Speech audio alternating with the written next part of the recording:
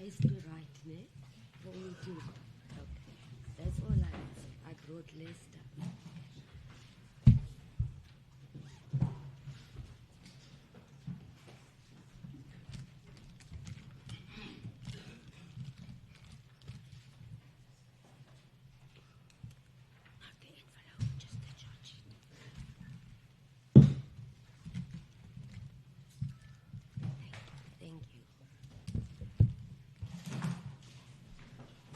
Thank you.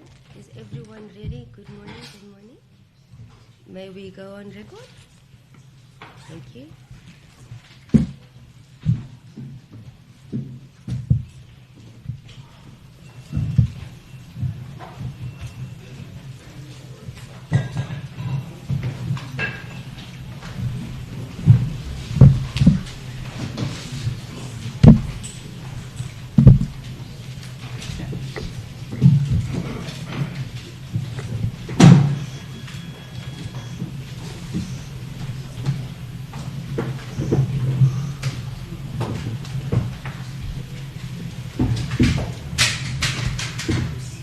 We are on. Thank you very much, Joseph. The state versus Julius Malema, Julius Malema, the case number 0444623. The date is the 15th of April 2026. Presiding officer Mrs. T. Quality, public prosecutor for J. Caesar, defense the L. Holders SC, and Advocate T. Lukai SC, the interpreters Mr. Tuvecha, the clerks Mr. James. The wish of this matter is set down today for sentencing proceedings, confirm that the state of the counsel for abuse number 1 have actually and in their against argument already reported this further recordings received. Thank you. Just a minute. I'll acknowledge everyone.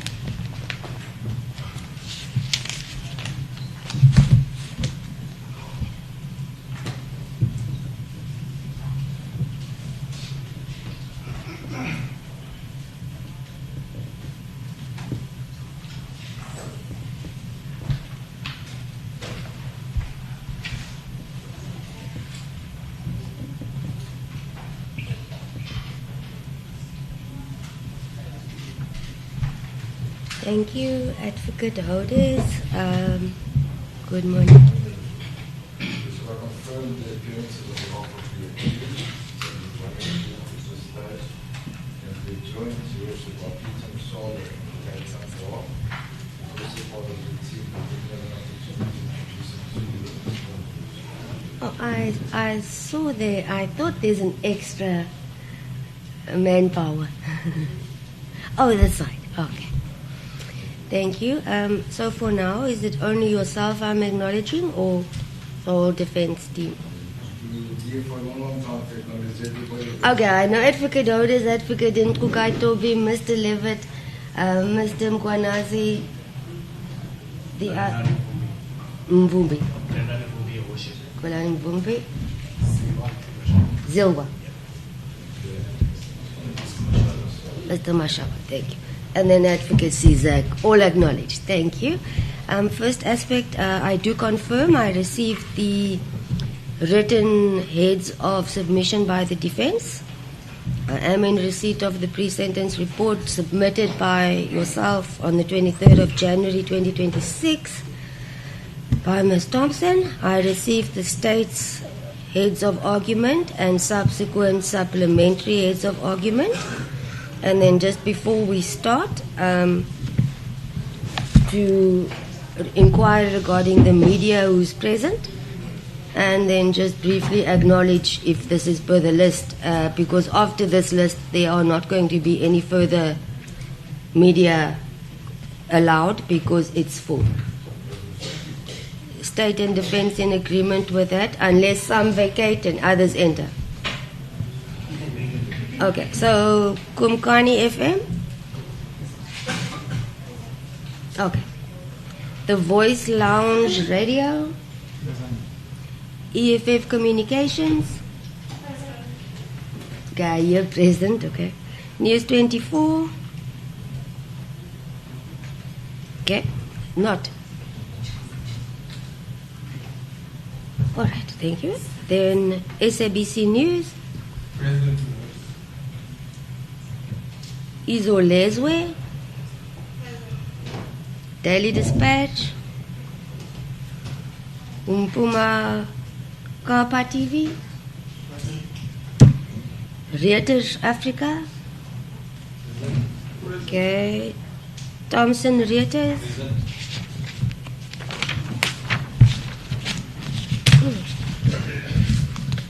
Then Eyewitness News.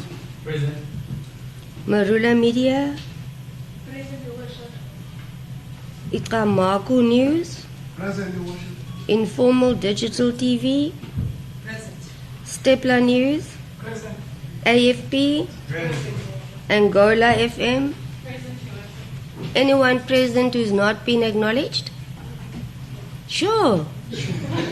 No, guys. Where's your documentation? Okay, just please, just one at a time, briefly, in 2 seconds, announce your station, please. Newsroom Africa. One at a time, please. Newsroom Africa. Newsroom Africa. Acknowledged, yes. MTN. Sorry. You are very eager. Let me hear you first. Okay, you are? MTN TV. MD. NTV. MDNTV, yes. Daily Maverick. Daily Maverick. Yes. Okay. Is that News 24? No, that's Different. Okay. Netwerk 24, yes. Sure. Cubit Media. Cupid. Cubit. Q-U-B-I-D. QU. B-I-D. Media. Cubid Media, yes. Gallo Images. Gallo. Gallo, yes. Yes. Mail and Guardian. Yes. Oh. Yes.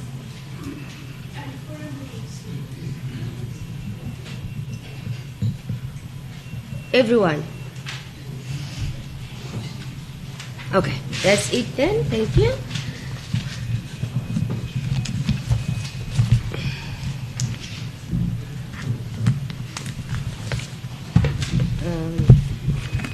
All right, Advocate Otis, I do have a copy printed out of your head, so if you are ready to proceed, I'm ready.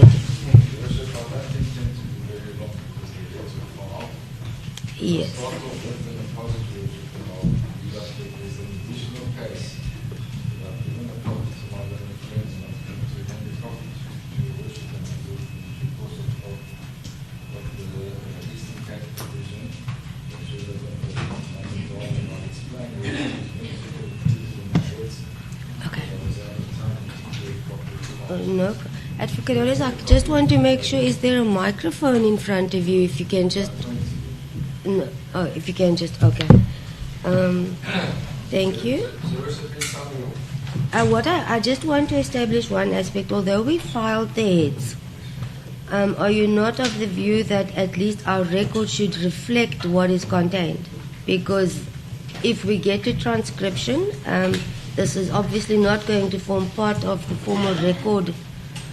So if it takes time, it's fine, but it won't be on the record if it's not. Worship, it was my intention to deal with the heads of myself and my little friend, but it would make no sense for me to stand there, read my heads, and he reads his heads. Oh.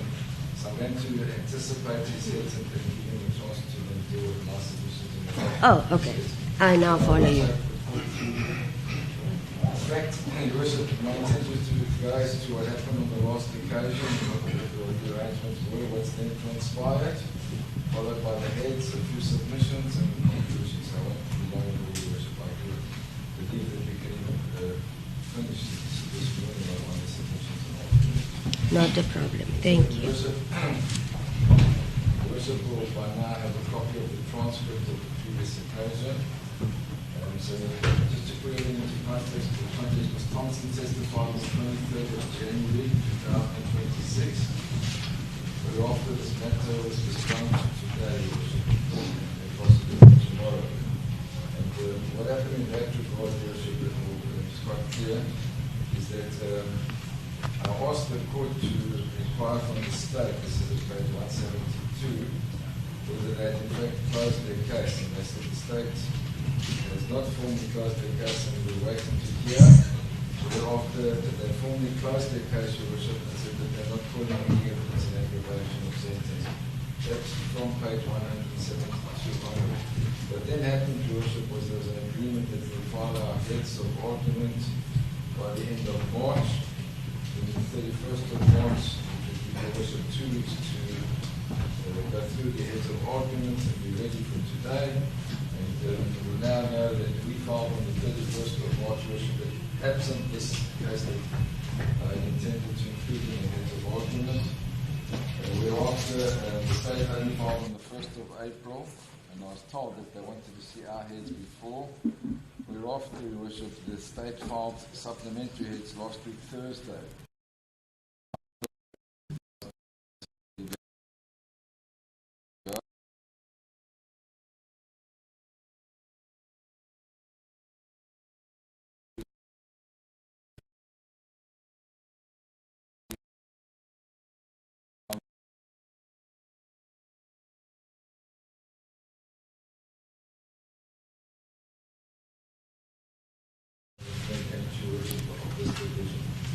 So that would set the factual background to where we are at this stage, Your Worship. Now, turning to the heads, Your Worship, if I may take Your Worship through our heads, just by way of introduction, and I don't intend to stand before Your Worship and read every day. But what we did, Your Worship, and my learned from the doctor, the similar approach in his introduction was we described by way of introduction the offences of which the accused has been found guilty. There are 5, Your Worship, that may be summarised as being unlawful possession of a firearm, unlawful possession of ammunition, the unlawful discharge of a firearm in a caught-up area, the unlawful failure to take reasonable precautions to avoid danger to personal property, and finally reckless endangerment to personal property.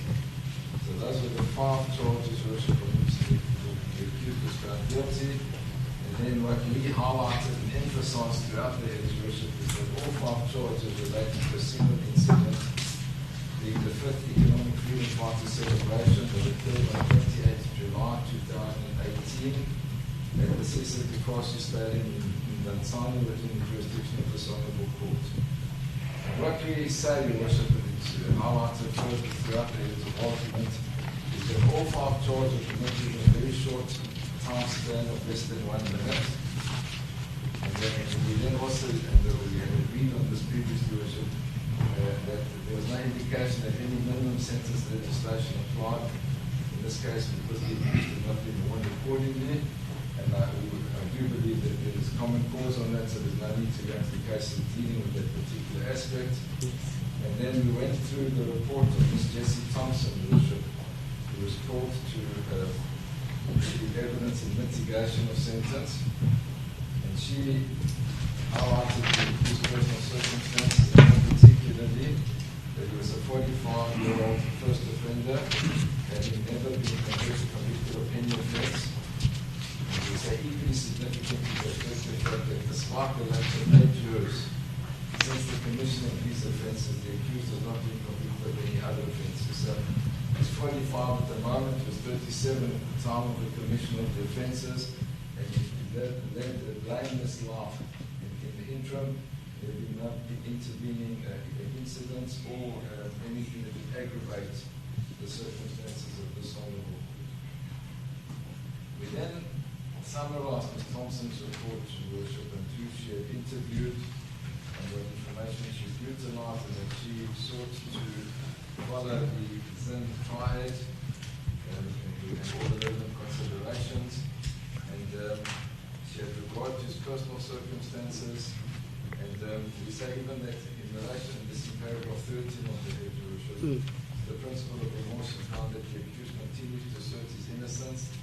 Nevertheless, she was of the view regrets the incident and the consequent result that people may perceive it as encouragement to handle firearms recklessly with what is intent.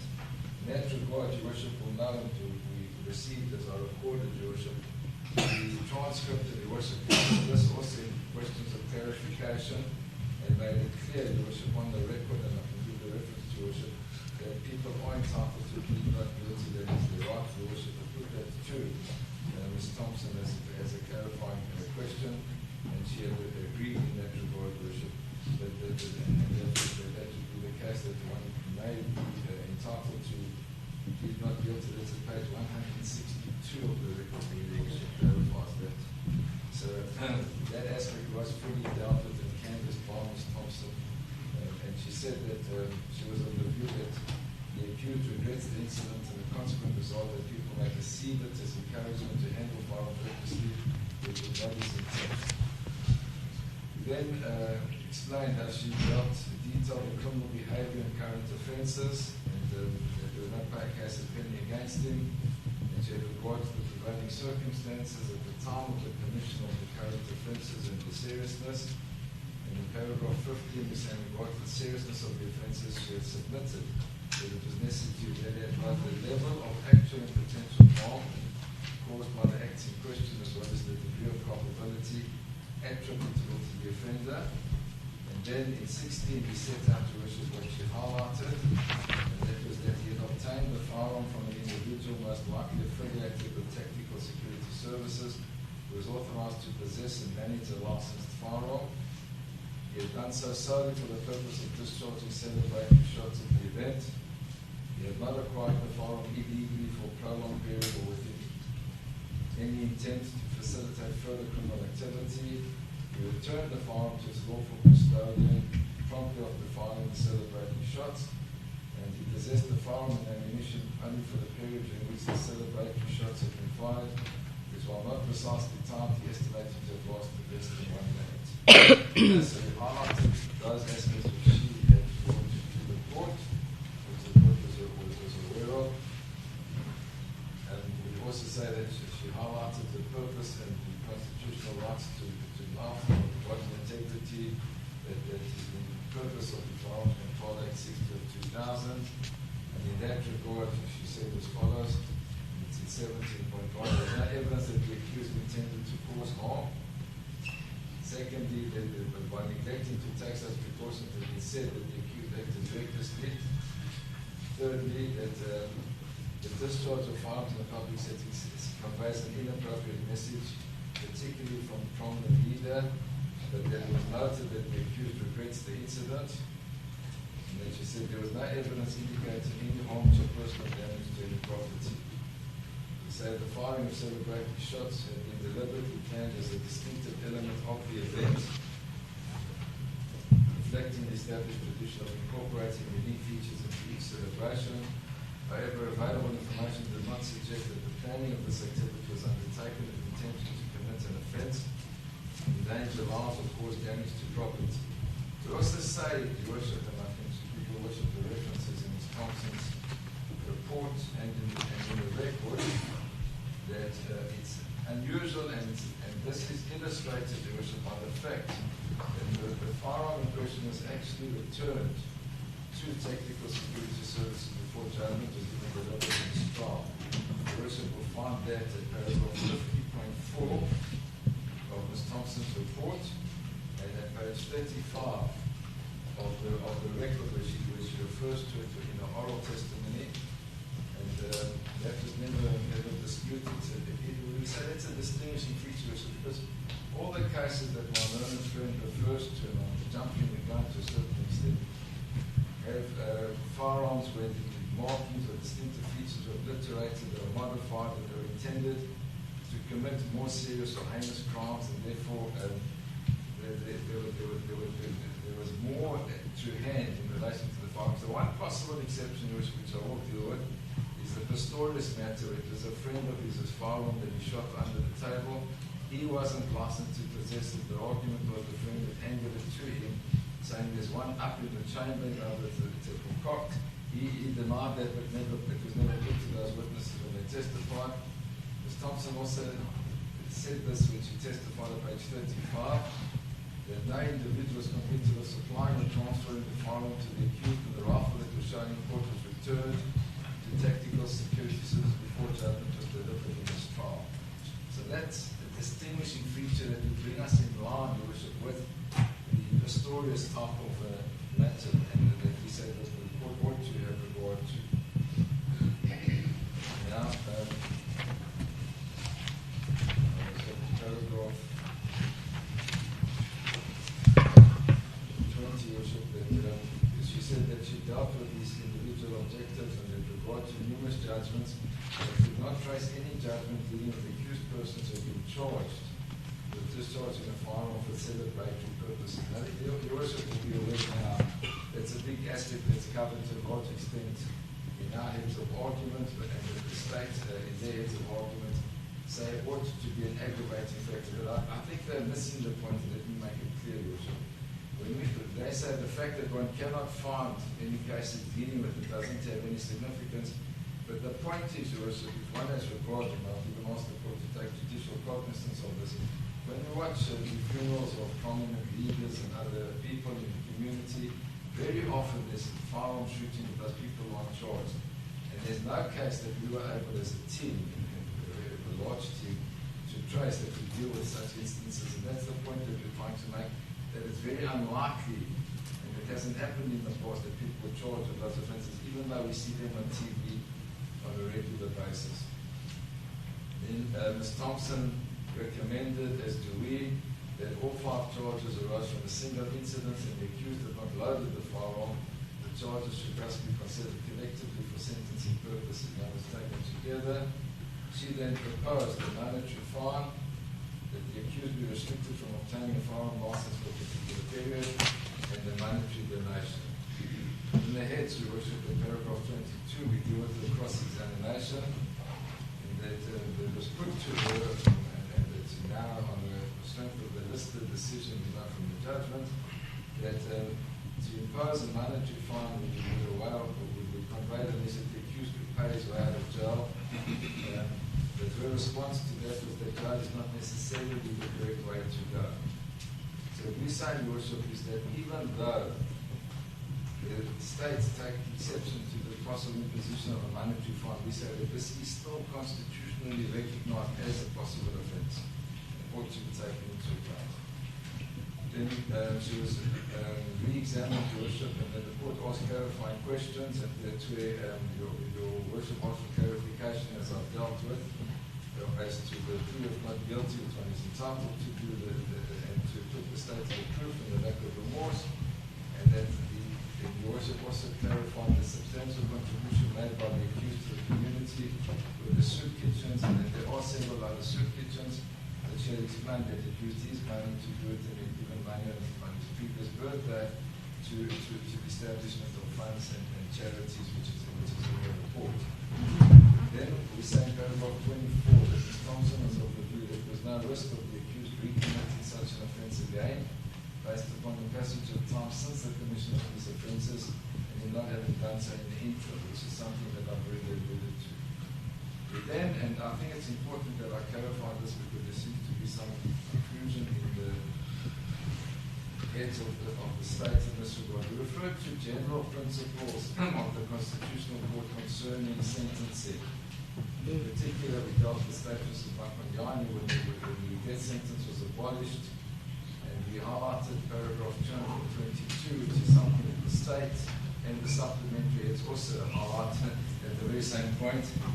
And the point that I wish to highlight there, which I'm not going to quote it extensively, is that the state not only preaches respect for the law and that the killing must stop, but it demonstrates in the best way possible, by example, society's own regard for human life and dignity by refusing to destroy that of the criminals. So, all our sentences are blended with a measure of mercy, going back to the Rabi decisions, etc., etc. We then also, on this principle, refer to the Constitutional Court decision of EFF versus the Speaker, National Assembly, and we say, and this is the quote from paragraph 235, and ironically, they also refer to this in their heads, Your Worship, in the middle of 235, it is after all the embodiment of the legendary Lady Justice, a dispenser of justice who is blind and deaf to images of any reports on the good reputation or the variety of personalities before her, and never misses any legitimate and relevant legal or factual points for or against any litigant. And then this court is required to always display the critical boldness to go against overwhelmingly popular and forceful opinion. And then we also deal with the Constitutional Court decision finding the worship of Senwedi, paragraph 27, 2022 decision. It says our court must defend and uphold the Constitution, the rights entrenched in it. One of the most important rights from a historical perspective is unquestionably the deprivation of an individual's liberty.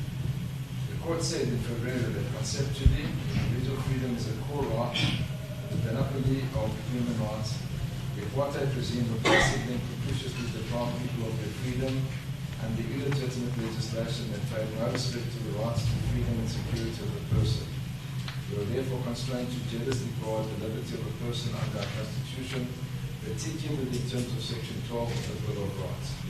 So those were the cases that we cited on general principles relating to sentencing. We then turned our attention, worship in our heads, to sentencing concerning firearms.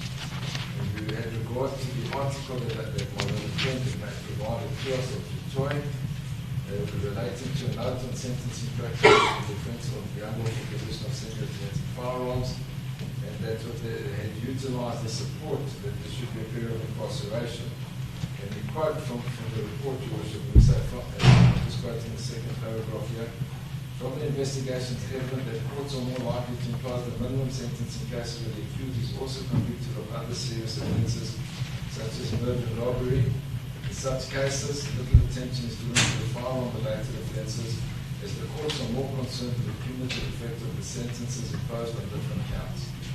We also then refer to the decision of ASMAR. It's on the next page, which we say from the Supreme Court of Appeals judgment in ASMAR, it appears that the circumstances under which the unlawful possession occurred and the purpose for which the semi-automatic firearm was possessed will play a pivotal role in determining whether substantial compelling circumstances justifying the imposition of a lesser sentence exists. There's reference to Delport and the gradation, which is also referred to Mayorhead. And there's a quote that the grading of the offence will typically be informed by the risk of harmfulness and the culpability of the offender. But then to make the bold submission that I've already made to Your Worship, that the minimum sentence regime does not apply in this instance, and that's in paragraph 29. We also refer to statements in Malikani, which is stated as a reference, and we quote from that decision.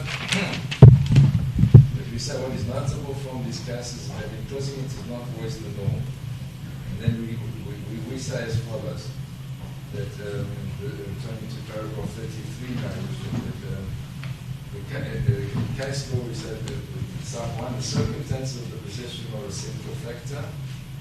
If the context of the possession is part of an overall commission of violent crimes, the court will generally incline towards a harsh sentence in keeping with the objects of the legislation. That's logical, Your Worship, and speaks for itself. If the firearm is used to commit a murder or to commit a robbery, it's far more serious than the firearm that isn't used to commit another serious offence, which is what we submit the case here. Secondly, the purpose behind the possession is also another factor that emerges from some of the cases. We say, while not decisive, it is a factor that the court may legitimately take into account. Indeed, there is a vast difference between an accused who has been asked to temporarily keep a firearm while the owner goes shopping and the person who places a firearm in the boot is trying intending to hide it from the police. And then thirdly, the duration of the possession is a relevant factor. When the accused has been in possession of the firearm for an lengthy period, they cannot be treated the same. For sentencing purposes, as someone with fleeting possession of a couple of seconds, totally harm is a critical consideration. Court should consider what the harm is.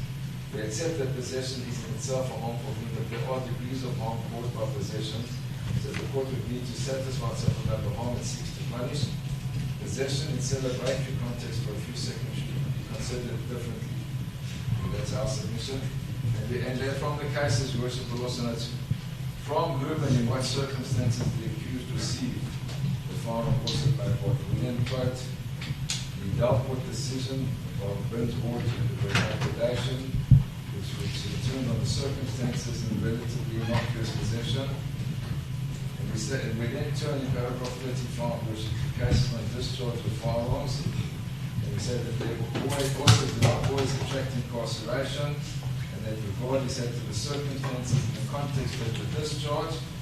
We then referred to the decision of State versus Tribune, which you also remember is the case where the person shot at a motor vehicle in a public area because he believed it was his wife's neighbor's vehicle. He pleaded guilty and was convicted, given a fine. On appeal, even the monetary fine was reduced. Then the second decision that we wrote there, which I already referred to, is the Pistorius decision, where there was a shooting in a restaurant in Melrose by the name of Tasha's. Under the table, there were over 200 people in a very confined room of a restaurant. Fortunately, there were no injuries, but there was damage to the floor. There's a Glock 27 pistol, and we said that's the most comparable to it because we believe the witness was given his firearm back after the incident, and that he was the lawful possessor who handed it over to the shooter, but they told him not to shoot. Explained that in paragraph 37 there were 220 people in the restaurant, so it was full at the time. The accused admitted that he had taken the firearm because he was planning to buy a similar model. His version was rejected, but in that instance, the accused was sentenced on a secret J to 3 years imprisonment, wholly suspended. So in respect of the conviction in count 3, which was the shooting and discharge of the firearm, I've taken into account that no one was hurt, that the offence is a serious one, especially in the setting of a restaurant. I do not believe that the degree of negligence in respect to this count that is count 3 justifies a sentence of direct imprisonment. We then turned, Your Worship, and we went forward in time to 2021, 29th of April, the decision of Minsami and another versus the state, where 2 policemen were intoxicated, shot at somebody in a public area on a boat, and they were charged with attempted murder, and they were intoxicated, which would be an aggravating factor. They pleaded not guilty, but the versions were not accepted, and they received on appeal for a sentence of 7 years of mandatory fine from the Scape J of 12,000 rand and 2 years imprisonment, which was wholly suspended. This was also referred to by Ms. Thompson, and we then highlighted the factors that we say they highlighted in that case, that no wounds were inflicted when the defendants discharged their firearms, there were no wounds or damage. Their intoxication was regarded as an aggravating factor, as was the fact that they were members of the SAPS. They said there in paragraph 14, the same incident gave rise to conviction on all 3 charges. The defendant was not engaged in one act and then proceeded to engage in further criminal conduct. And then his lordship said to effectively punish these as separate actions is in our view contrary to what is dictated by a common sense approach in view of the fundamental requirement of fairness and in this direction. And there was a reward also, worship, as in this case, the appellant perceived lack of remorse as an aggravating factor. And as regard had to the decision quoted by the state in the heads of argument of Hewitt, who says that it's not an aggravating factor that can be taken into account. We then looked at we cited the paragraph 18, Your Worship, where the following appears. The question is whether direct imprisonment is the only sentence that would, 1, take account of the interests of the victim by acknowledging the harm done to him, 2, inflict punishment on the offenders, so that the scales of justice are balanced, retribution, 3, cause the offenders to reconsider their way and not commit similar acts in future, in brackets, deterrence, cause other people in society from refraining to commit similar crimes because they witness the offender's punishment if they're suffering a similar fate, that's deterrence, and thirdly, contribute to the improvement of the offender and thus assist both offenders and the society, and in bracket, rehabilitation.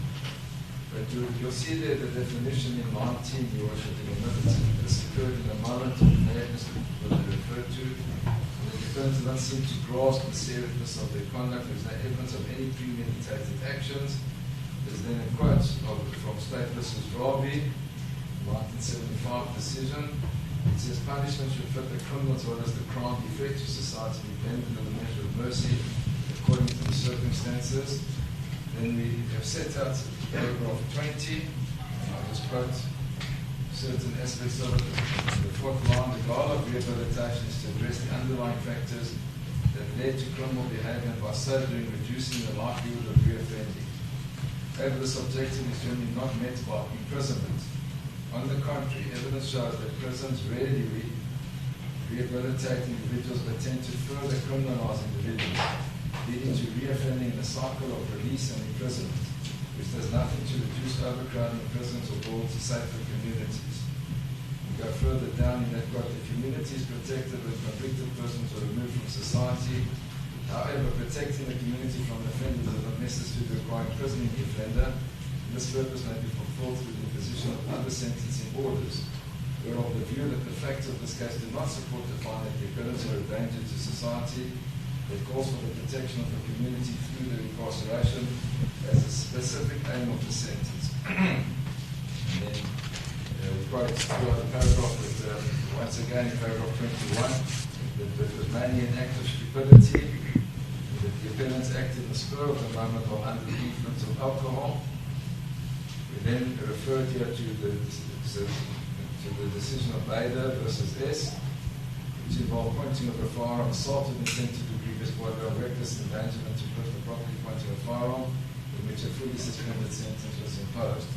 So we say, with respect that possession doesn't necessarily carry in its own a jail sentence. Then there's the new decision, that unfortunately, and I apologize, have not been included in our heads of argument. I gave a copy to my friend this morning. It's a decision of the Eastern Cape Division, so it will be binding upon us on the court in Utah to the Ports and Trans Circuit Court, decision of Brooks of this division, where in summary, Your Worship, a security guard that was in his 60s and they battled to find employment, was now working as a security guard. He was alerted to two youngsters, or to a bunch of youngsters that seemed that wanted to media room to try to steal things, and he ran after them and he shot them with an illegal firearm, Your Worship. He killed the one and injured the other. They were 13 years old. In that matter, the Honourable Mr. Justice Brooks imposed a non-custodial sentence, a fully suspended sentence. So we say that's a case, Your Worship, in this Honourable Division where there was not only harm to one 13-year-old victim, but the murder of the other 13-year-old victim, Worship, and that person was not sentenced to jail in this division. We highlight, Your Worship, and I know Your Worship hasn't seen this, paragraph 10, where Justice Brooks says, the offences of murder and attempted murder rank amongst the most serious of the common law offences. Indeed, there can be nothing more serious than the unlawful deprivation of another's constitutionally protected right to life, or an attempt at such deprivation. However, one must take care not to merely consider the category or the objective nature of the offence. What is required is a consideration of the offence that takes account of all the relevant facts that are peculiar to the incident that defines it. We also refer, Your Worship, with respect to paragraphs 22 and 26. I know Your Worship hasn't had an opportunity to see this, so let me read them, Your Worship. 22, the court holds the view that all the aspects referred to above constitute substantial and compelling circumstances that would justify the imposition of sentences less severe than the prescribed limit. Given the irretrievable loss of life, count one in particular calls for a substantial period of direct imprisonment.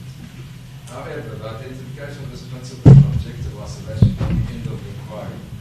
Uniquely, the interests of society in the context of the rural community in which the death of the deceased do not necessarily require ongoing retribution for what has occurred, nor do they require that the community be protected from Mr. Malema by his removal from their midst.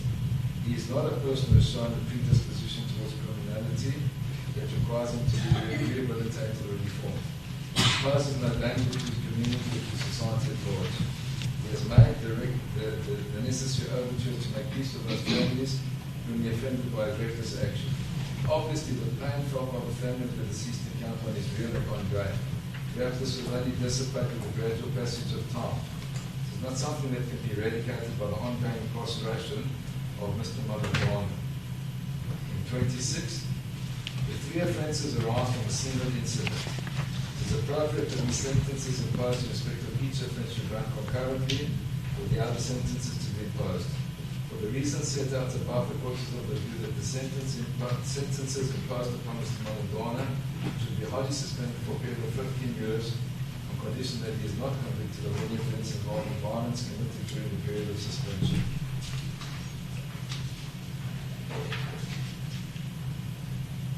Then we come to the conclusion, Your Worship, where we say,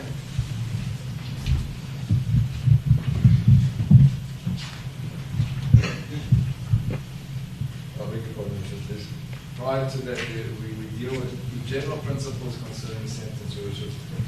Just the issue of S versus Oro and another proportionality is important. It was acknowledged by Sali Wallace. Finding inappropriate sentences is a challenge faced by criminal courts daily. A sentencing is not a perfect exercise. What complicates this even more is that there may be more than one appropriate sentence in a particular case. And then there's reference to a footnote that sentencing at the best of times is an imprecise and imperfect procedure. There will always be a substantial range of appropriate sentences. But what we say, Your Worship, in 45 is that we illustrated that mere possession and discharges do not always mean that there must be incarceration. Each case must be evaluated on its facts. The facts of this case are indeed unique. And we say first, the possession cases frequently attracted either suspended sentences or fines. Second, the discharge cases have also frequently attracted either suspended sentences or fines. And thirdly, principles of sentencing are always applicable. Sending a person to imprisonment merely because they possessed a fine or discharge is contrary to the law. In our view, there's no obligation that the court has to imprison somebody for these offences. And then in the conclusion, Your Worship, we say that it's just that we adopt a cumulative approach, and there are 5 charges, all happened in one single event, which lasted no more than 2 minutes. To send any person to prison for the single event would be shockingly inappropriate, that it can be dismissed out of hand without more. We say the lawful and appropriate sentence because cannot include a custodial sentence.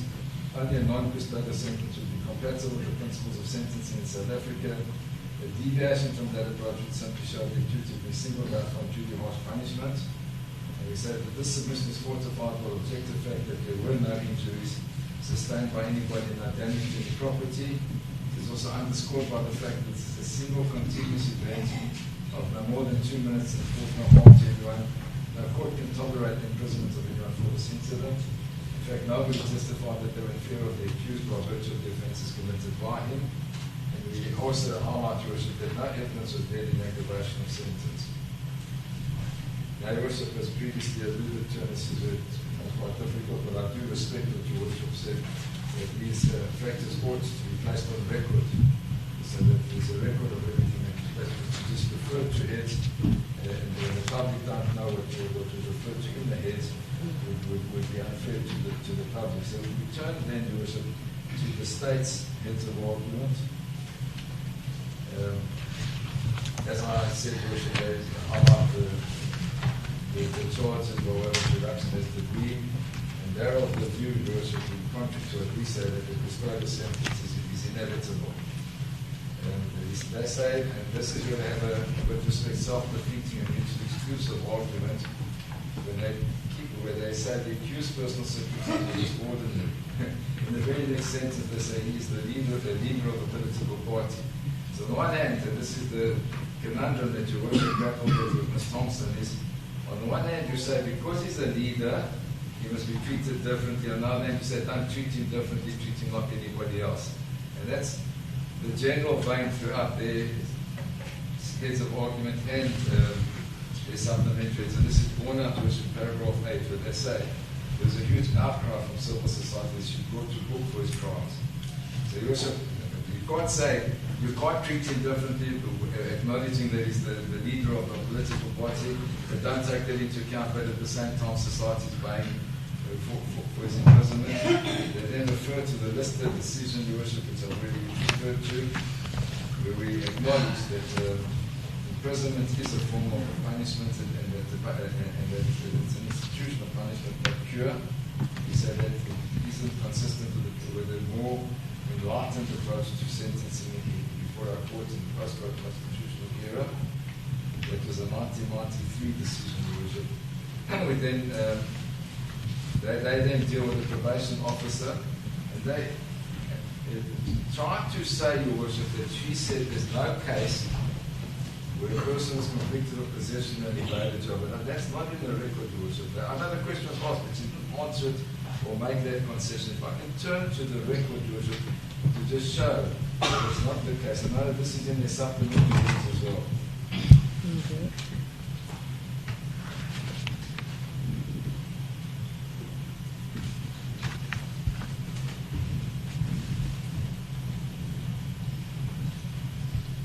At page 96, my learned friend says to her, and he's going through a particular case, yes, there were two firearms. The one was sentenced to 15 years, the one of the firearms were reduced. The one that he actually found in the rubbish dump, so it was a spur of the moment decision by him. He did not have it for a long period of time. Still, he got an 8 years direct imprisonment. In this case here, the accused also did not have the firearm for a long period of time, very brief. Does not change the fact that he was still sentenced to direct imprisonment. What do you have to say about that? And her response at page 97, Your Worship, what I hear is again different circumstances. But it was also not for a long period of time, it was. I would not know why the reason is why it was picked up in the spur of the moment's time. But also here, it was not the only firearm that was possessed illegally, which makes it different. And the use, I'm not sure whether the other firearm was used, but in combination, it is always to look at it. The circumstances in total, what I hear what he said, that for me, the circumstances again are different. I'm not sure whether it was an illegal firearm, whether it was seized to the state, what happened to it, which may also make it different. And that's the very distinguishing feature here, Your Worship, because it seems from those judgments that my learned friend was referring to, that those were illegal firearms that had been adapted and were then seized by the state. Here, prior to even Your Worship's judgment, the firearm was returned to its lawful owner. Then my learned friend asks her further, when he's pushing this issue, did you come across any case where such as this, in a firearm-related case, possession of firearm, where an accused was not sentenced to direct imprisonment, actually got given a fine to pay 20 years, and so on and so on. And she says, as I've not come across, Your Worship, to any case where a charge was laid and the firearm was used for celebratory shots. So she never ever said, yes, I know of such a case, or I don't know. She says, I cannot find a case that there's a law force with this, because this was celebratory. Then he tries hard, Your Worship, at the foot of 97. He says to her, have you come across a case where an accused was convicted of being in possession of a firearm, whether it's for celebratory purposes, that it's just social, for whatever reason? Have you ever come across the case when an accused was not sentenced to direct imprisonment for being in possession of a firearm, whether it's just for a minute, for 10 minutes, for 20 minutes? And the answer is, so 98. Your Worship, I have not, because most of the cases that I've seen were also not only the firearm possession case, but most of them relate is in the context of other crimes that were committed with the firearm. So the possession forms part of that. And then a sentence of imprisonment is also imposed for that. I have not come across a case where it was purely just for the possession of a firearm. So Your Worship will know from reading the heads of argument, they infer differently or even say that she wants it differently, which is not the case with this word. In the States, heads they summarized the Muslim decision. They also deal with possession of an unlicensed firearm. The Delport decision, which I've already referred to, degradation. The Malchus decision, and now Your Worship, with respect, they've gone to all the cases that deal with minimum sentence provisions. So, and they say they even refer openly there to the Criminal Law Amendment Act, which they abbreviate the CLA, which is Malchus, the minimum sentencing legislation. It continues, Your Worship, even in paragraph 21, when they deal with Madikani, it's the Criminal Law Amendment Act. They go into Dubi, which is the minimum sentence, where there's a well-planned robbery. ASMA, which dealt with the very issue of minimum sentencing regime being applicable. And Rontlai versus the state, robbery and other offences. In fact, there were 2 robberies. He'd already had a previous series of convictions and he received 20 years. Sabandi versus the Esther, the Timber there too, the Gladder decision.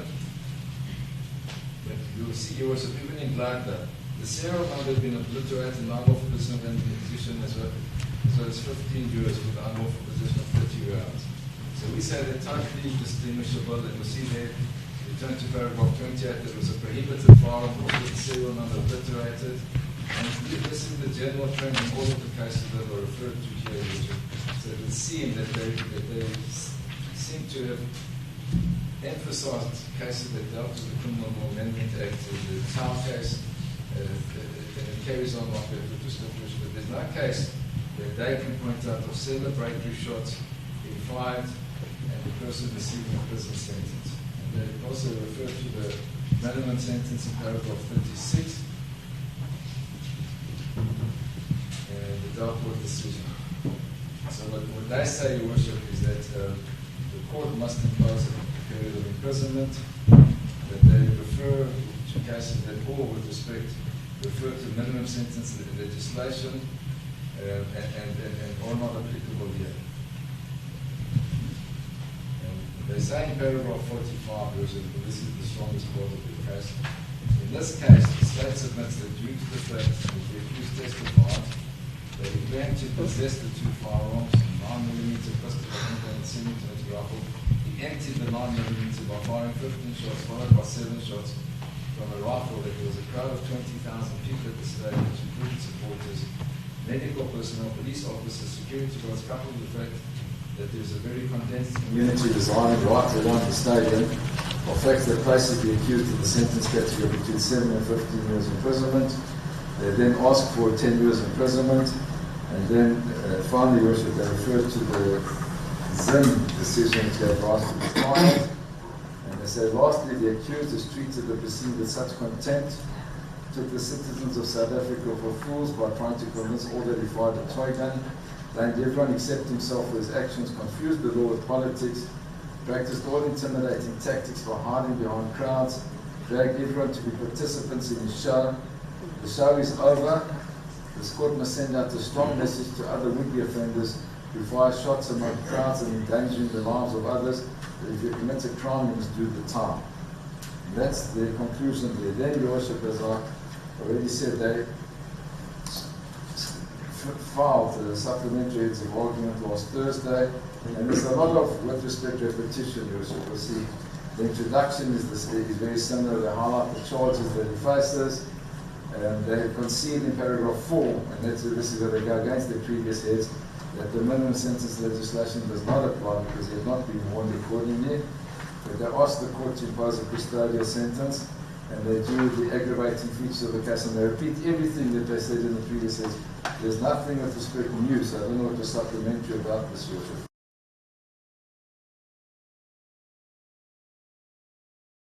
With our heads of argument and to respond to the heads of argument.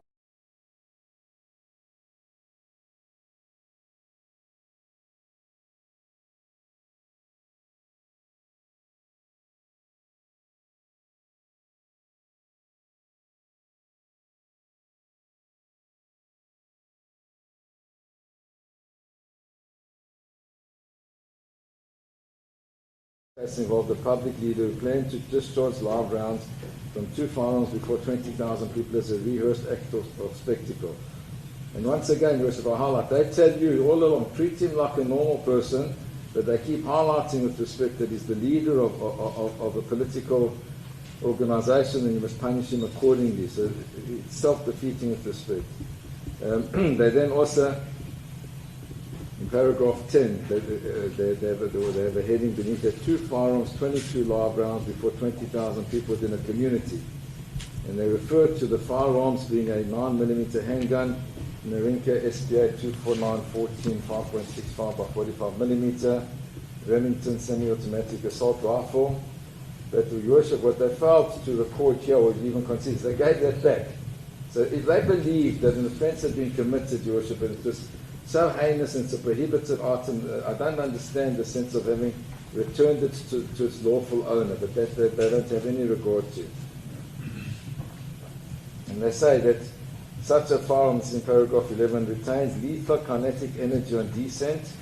The potential for mass casualties was real, foreseeable and scientifically established, but we have the objective fact, Your Worship.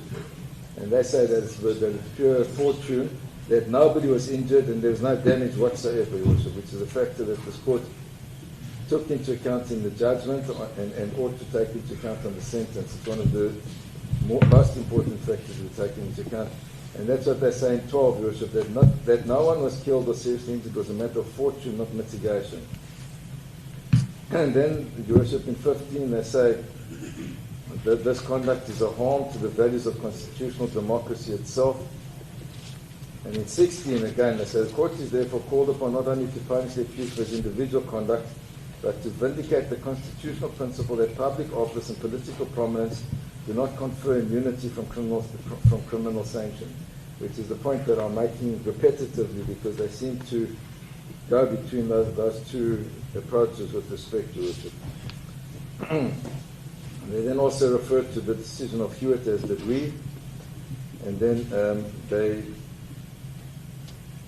claim that the accused not only had an absence of remorse but also insight and accountability, and that he had maintained throughout and continues to maintain that he committed no offence despite being convicted after full trial on overwhelming evidence, which is the issue that Your Worship dealt with on record and recorded that it was his right. And then they say that he described these proceedings as an abuse of the NPA resources, an incompetent prosecution attributed the undisputed discharge of 22 live rounds.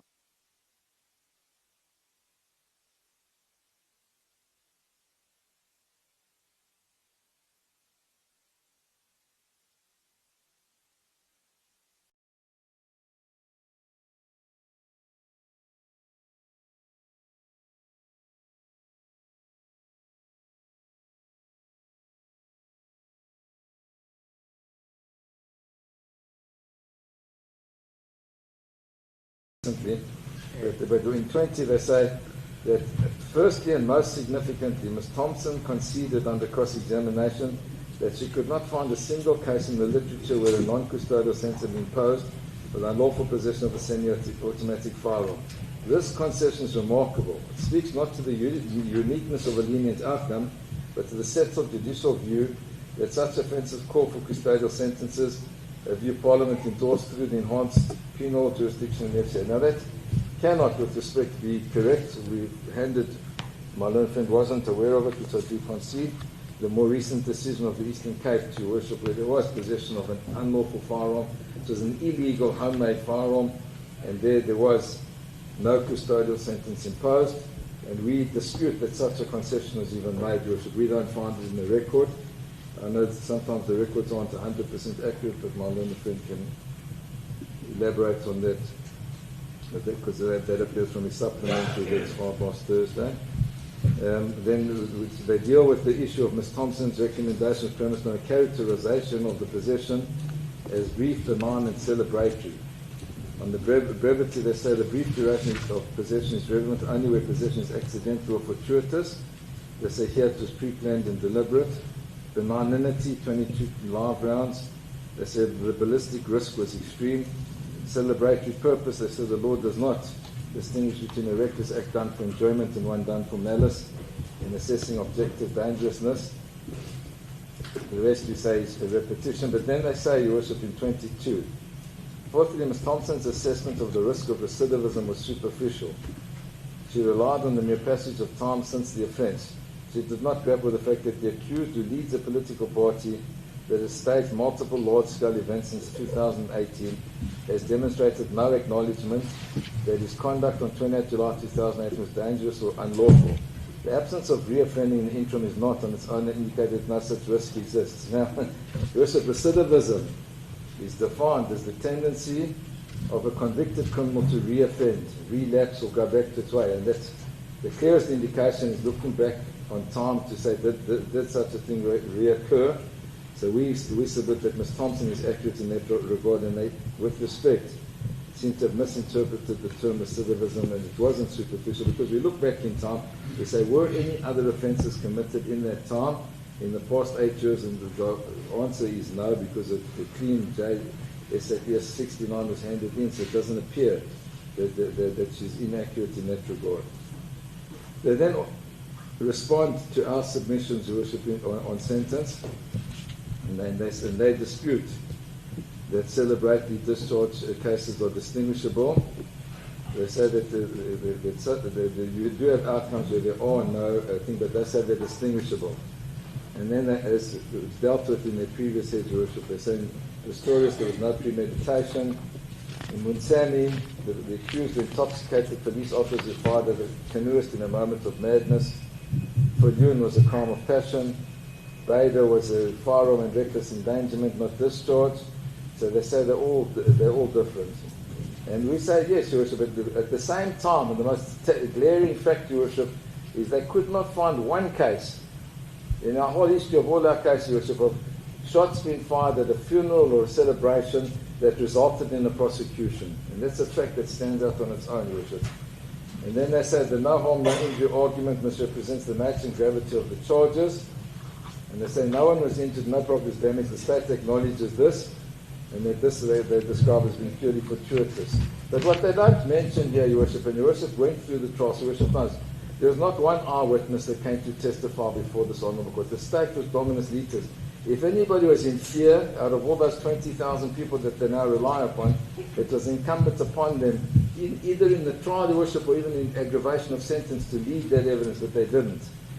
Even the SAPS who were on the stage, Your Worship, were not called by them to testify, even in aggravation of sentence, Your Worship. Not even the Gearhouse people, Your Worship, said that they feared or worried for their lives or ran away.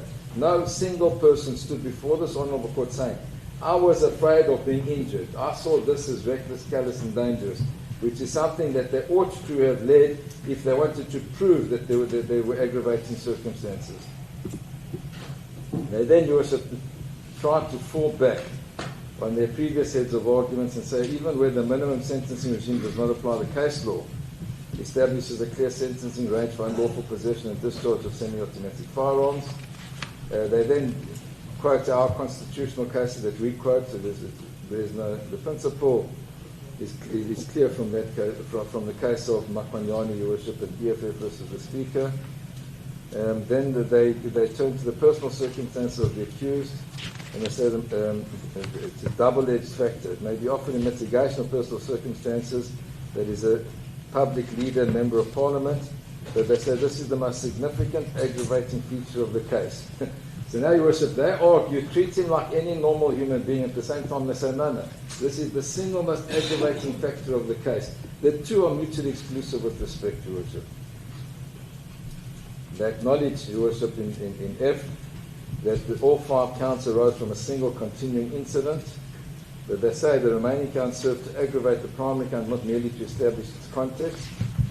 And then, in their concluding submissions, Your Worship, they go back with respect to the imperative of equality before the law. So you asked on the one hand to make an example of this accused because he was the leader, current leader of a political party. Then they tell you no. There's an imperative. You must make us all equal before the law. And they say there themselves, they say sentence that treats his case as an exception to well-established sentencing norms would itself be an act of unconstitutional discrimination against the poor in favour of those with means and the powerful. Now what we're saying, Your Worship, is they seem to imply that to impose a fine would be unconstitutional. It's not the case, Your Worship. One can impose a fine. It's recognised even in the post-constitutional era that a fine is a punishment, as is a suspended sentence, as are other forms of punishment. They are recognised. Then they ask for the imperative of proportionality and the imperative of deterrence. And then they repeat themselves, Your Worship, in paragraph 35 yet again, where they say, and I'm going to quote because you'll see just how many times they've said this, the accused has treated these proceedings with contempt. This is from the previous head, Your Worship. He fabricated a false account of a toy gun that was comprehensively dismantled by the overwhelming evidence at trial. He refused to cooperate with investigators. He characterized this prosecution as an abuse of the NPA. He blamed VIP protectors, the Holy Spirit, and everyone except himself. The show is over. The court must now ensure that justice is done, not because the accused is prominent, but because the rule of law requires that every person who commits a serious offence faces a serious consequence. And they therefore go back to the zin as they did in the previous heads and ask Your Worship to impose. Now, Your Worship, what's lacking from all of this, and which leads into The allegation by the accused that this is an abuse of the NPA is the objective fact, Your Worship, that we as a team and the state as a team, and I believe Your Worship too, were unable to find any case of any single individual who's ever been prosecuted for firing shots at a funeral or at an event or a celebration, despite all of us having seen that regularly on our TV, on the news, etc., etc. We therefore say, Your Worship, that a more appropriate sentence, taking everything into account, would be to take all the charges together, they arise from one incident, and to impose a non-custodial sentence which may incorporate a fine and a suspended sentence and any other order, but to incarcerate the accused, we say would be startlingly disproportionate to the offences here, Your Worship. Thank you, Your Worship. Thank you. I now have another right of reply. My little friend's in a difficult position because his heads have been alluded to, but I'm sure he's going to add to them as well and deal with.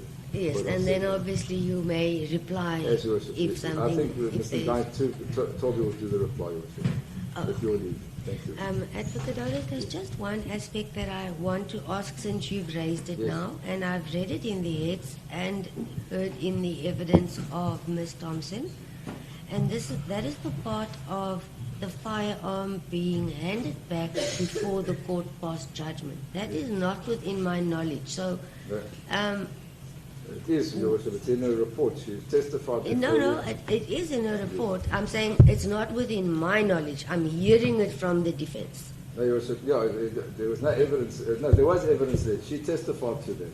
No, I don't It's think in her you... report and it's in her testimony. And Your Worship, it's a logical conclusion. My learned friend, who was in court and would be aware of it, never disputed it once. Yes. No, look, no, maybe I'm not... I heard her saying so. There's evidence by the defense regarding that. I'm just not sure where it's coming from. You don't have to. I accept it's there. And as you say, it wasn't challenged, but it's not within the knowledge of the court that it was returned before judgment. No, it is, Your Worship. It's in her report.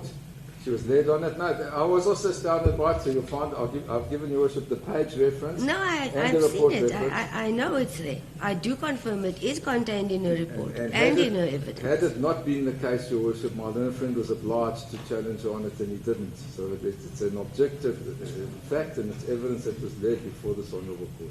I don't know why there's a noise, Your Worship, and I don't align myself with this. No, it's the So let me same. repeat what I was saying, Your Worship. She testified, as Your Worship knows, it's in her report, and my Yes. learned friend was present and never ever cross-examined her on Yeah. that aspect. So, with respect, in our submission, it's a proven piece of evidence before this honourable court. Look, I hear you, I agree, and then I saw it in your heads, and that's why I thought I'll ask, because I'm not sure what the source of that information is, but it's neither here nor there. As you say, it's on record. I'll hear if the state has any reply to it, but it's not. Thank you. It's so noted. Thank you. Thank you. All right, Advocate Caesar, are you ready or? I think we must get this over and done with here, Your Worship. I'm ready.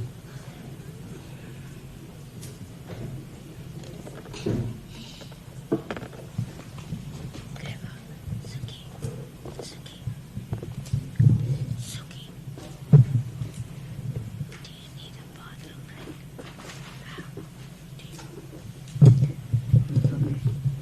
I know it's inconvenient, you don't have to move. We do have lady staff here who are requesting a bathroom break, which is 5 minutes. We can return within 5 minutes. Don't want to put anyone on the spot, but I'll just leave all my stuff right here, so I don't have to carry anything. Don't know who else, but sorry, the public, the gallery. If you do need to go out for facilities or water, etc., just please stick to the time frame so that we are back in time to proceed, because it's a lot who has to go out and back, and then 5 minutes becomes 15. So I know everyone can't manage in 5 minutes, but I'll be right here. Sorry for that. Let us just allow everyone that. 10 minutes, Your Worship. Okay, so it's now, let me say, should we now just do the tea adjournment and get it over with? Is that fine? Do you want us to do the tea adjournment now? Then I return at exactly 11:15 and then we go right through. Fine. I can't hear. The defense, is that in order? I can't Yes, Your hear. Worship. No, we don't have any. Okay. Court will adjourn until 11:15. Thank you. Oh, that if that's the case, then yes, the charge sheet's okay. Then I'll take that.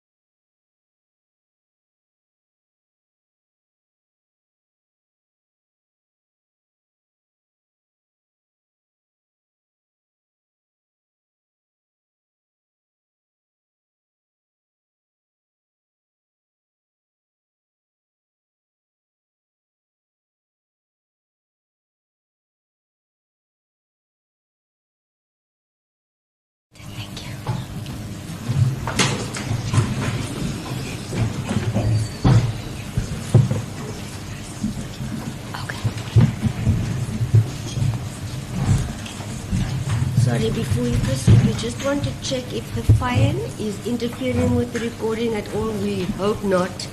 And then we'll be ready for it. Please be seated, Mr. Malema.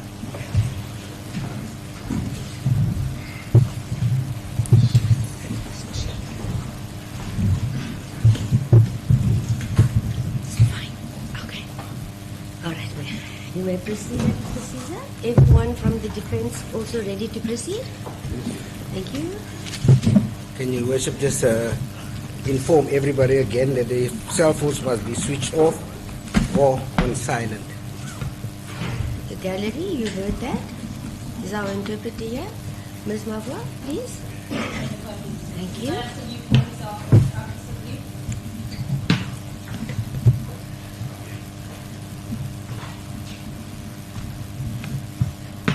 Just a minute, sorry.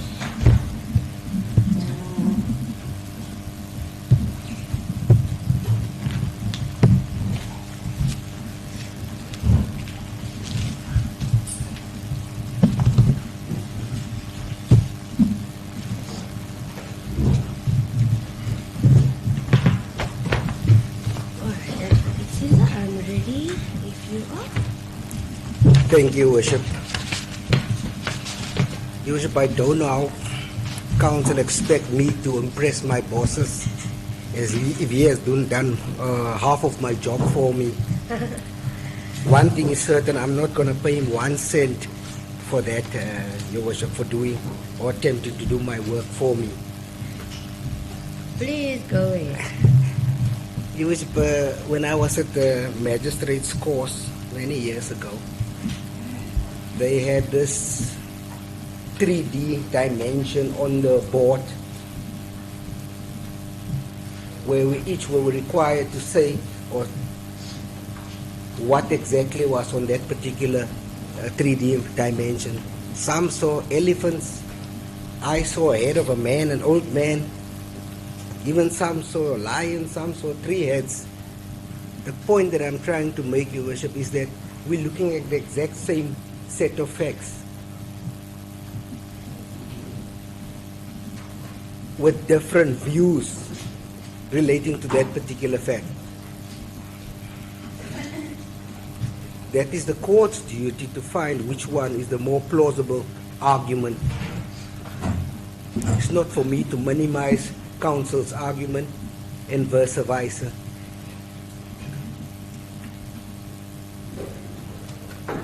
There's just 2 aspects that I need to rectify right from the beginning. The issue relating to the filing of heads. My heads, I confirm it was filed on the 1st of April.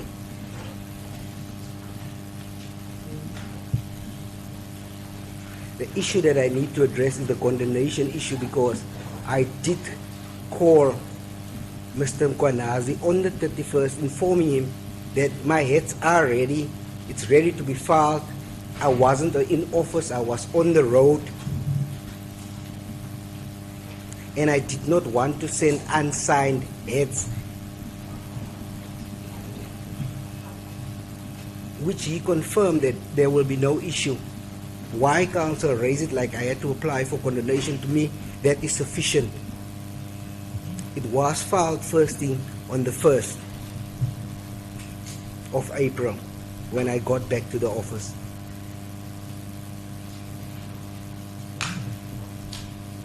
The second issue that I also relating to the condemnation, I did not read counsel's heads on the 31st. Reason being, as I already explained, I was on the road, I was not in office, I was unable to read it. That's the reason why I contacted the attorney, Mr. Mkwanazi, because I did not have any other person's number.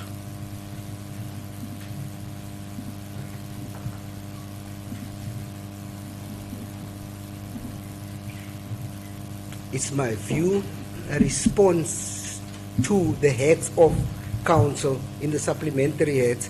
There's no need to apply for condemnation on that aspect. That's a matter for debate. The second issue that I want to address is relating to the firearm that was given back to accused number 2.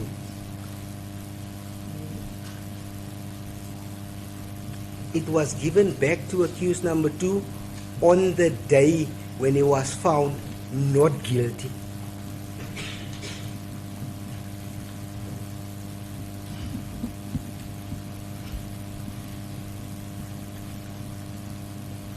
There was a prior agreement between the attorney for accused number 2 via emails that was sent to one another between me and that should accused number 2 be found not guilty, that the firearm would be returned. If he was found guilty, the position would have changed drastically.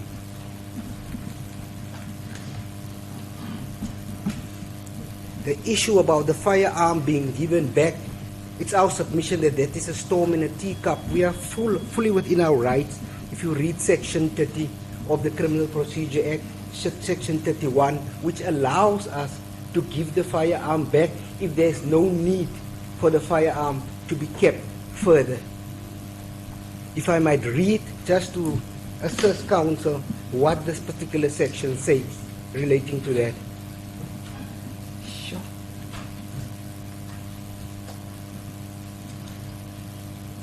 I don't know if it's the lights or what. I think it's the bright light behind you may cause a glare, I'm not sure.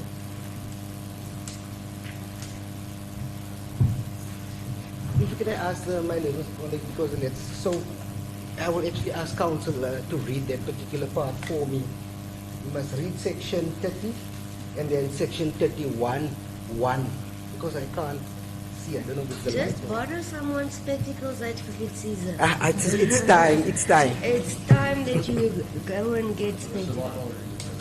Sure. Oh, he's got No. them there, look. Yes, you should. Sorry. I Oh. got the spectacles. Now we, Yo, it's we much are in a better. spectacle. All Much, much better. Section 30 deals with disposal by a police official of an article after seizure. A police official who seizes any article referred to in Section 20, which we know it's articles which they lawfully entitled to seize from an accused or a suspect or any person who is suspected to have committed the crime, to whom any such article under the provisions of this chapter delivered may, if the article is perishable, with due regard to the interests of the persons concerned, dispose of the article in such a manner as the circumstances may require, or may, if the article is stolen, property or property suspected to be stolen with the consent of the person from whom it was seized, deliver the articles to the person from whom, in the opinion of such police official, such article was stolen, and shall warn such person to hold such article available for the production at any resultant criminal proceedings if required. I'm not going to read the last one, C.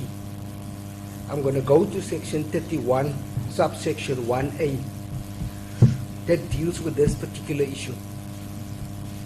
If no criminal proceedings are instituted in connection with any article referred to in Section 30C, or if it appears that such article is not required at the trial for purposes of evidence or for purposes of any order of court, the article shall be returned to the person whom it was seized, if such person may lawfully possess such article, or if such person may not lawfully possess such article, to the person who may lawfully possess it.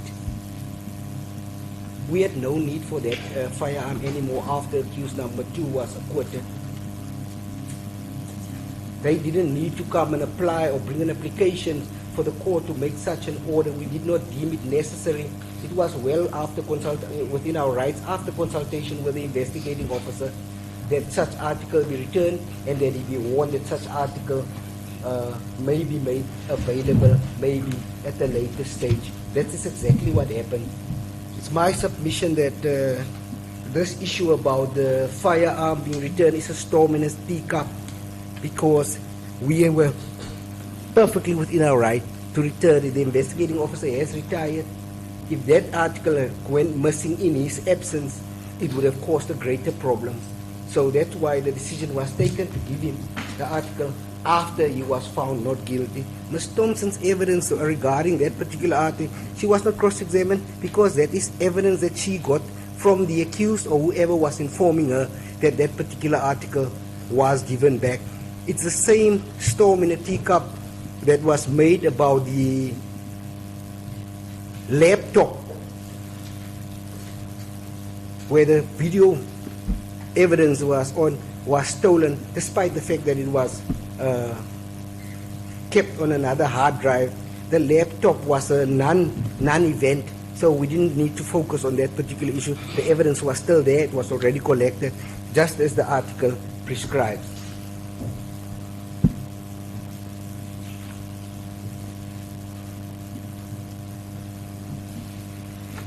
Since that issue now has been dealt with, and the law allows us to do so,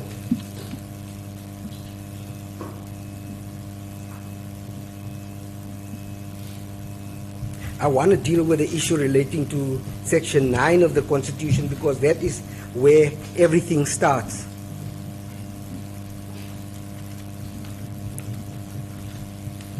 It guarantees equally before the law and the right to equal protection and benefit of the law. In the context of criminal offenses, the Constitution obliges the court to protect and promote the rights of every individual, ensuring that no person is above the law.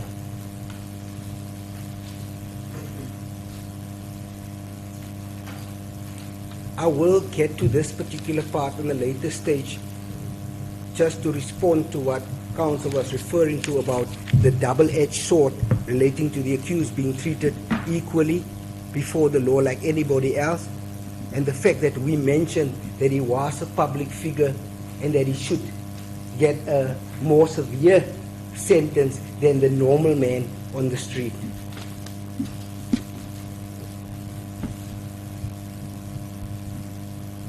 Insofar as sentencing was concerned, the court is well aware that courts are obliged to take into account the aim of sentencing, which is retribution, rehabilitation, prevention, and deterrence. The court must consider the personal circumstances of an accused, the seriousness of the offense, and the interest of society.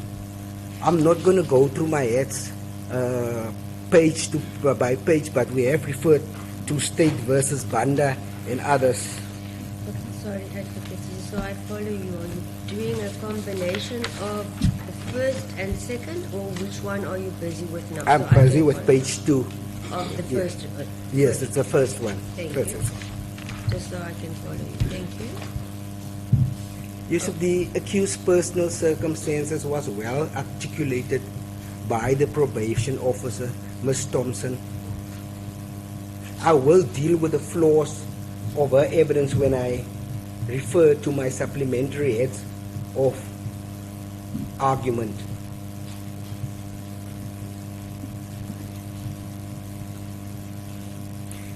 It seems that basically she relies on those factors that the accused did not injure somebody, that he possessed a firearm for a short period of time, and then she made a recommendation because he also have a soup kitchen that he is responsible for, that he should get a non-custodial sentence.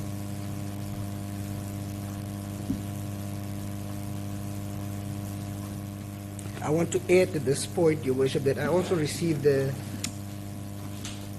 matter, the judgment on sentence of Justice Brooks this morning. I am going to go through it, but I will deal with it briefly, just briefly. If the court allows me time to read it properly, I can produce many similar judgments of the same judges in the same division where they differ from opinion, which is within their right to do so. I didn't deem it necessary to hand this particular judgment up by the DJP, the Deputy Judge, now retired Judge President Van Zyl, where he has an opposite view regarding firearms. The matter of, it's an appeal matter, a full bench appeal judgment. The matter of Romeo Jansen, the case number, it's CANR 220/18. I just want to see the date when the judgment was delivered on the 29th of August 2019. This is a full bench matter where he held the exact opposite view of what Justice Brooks held regarding the possession of firearm, and this already outweigh the judgment as counsel has handed up of Mr. Nolan Linzima Ndila, because this is a full bench judgment of the same division. I'm going to give counsel a copy as well, if I may hand it up for the court's benefit.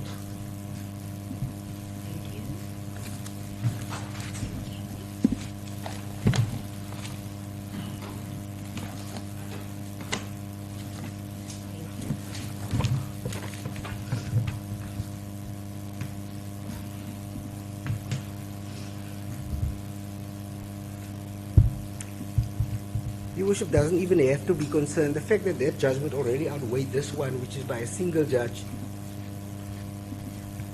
the court can rest assured, because the Supreme Court of Appeal already dealt with this particular issue relating to firearms.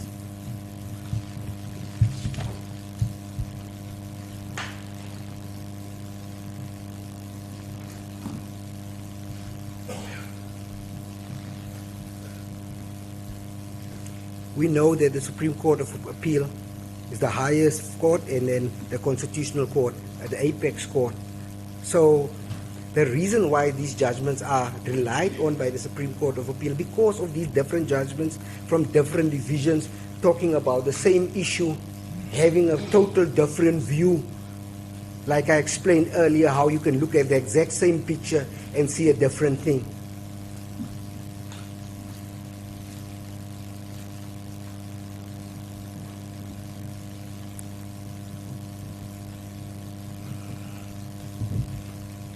He differs from Judge Brooks, gave a direct imprisonment, quite a substantive one in that Romeo Johnson appeal matter.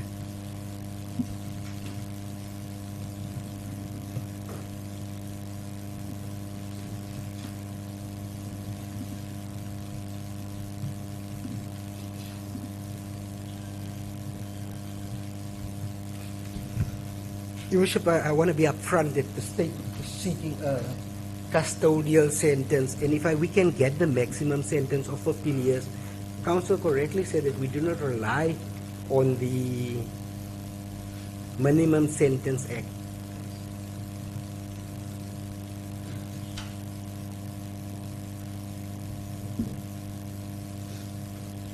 We do rely on section 121, which refers to the maximum sentence of 15 years. And I'm going to tell the court why we are relying on that particular sentence, or the request to impose at least a 15-year term imprisonment. Your Worship, without being prescriptive, it is correct that the custodial sentence will send out a clear message. Counsel referred earlier about this happen regularly, where people just send fire shots at events, at funerals and so on. I must say, I only saw it on television once, is the one that was highlighted by the Deputy Mayor, I think, of the Nice Now George municipality.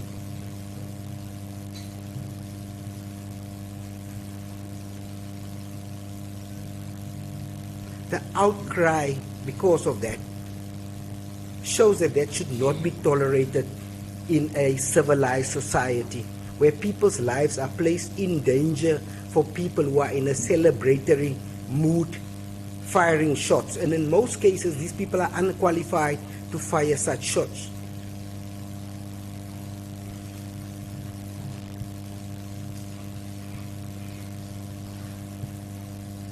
In this instance, accused did not just fire one shot and left it at that, which we can consider to be an accident.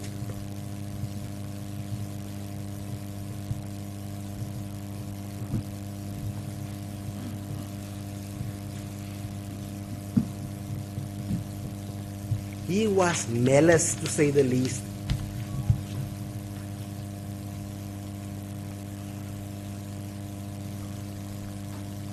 His actions constituted extreme danger to the 20,000 plus people that were present, not even mentioning the community right around Mdantsane, which we know is one of the biggest locations in South Africa. It's condensed, it's densely populated, and especially on a weekend, it is busy in Mdantsane.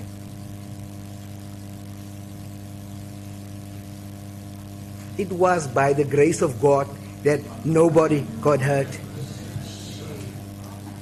If I think I repeated that, I said this on the 23rd of January. If there is such a response, I'm not going to ask you to be quiet. I'll order you to leave. There won't be a choice. Understood? Please interpret, Ms. Margot.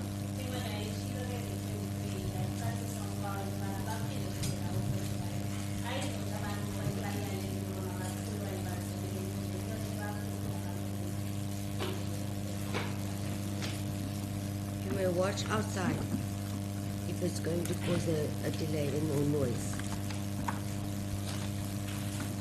Ms. Margot?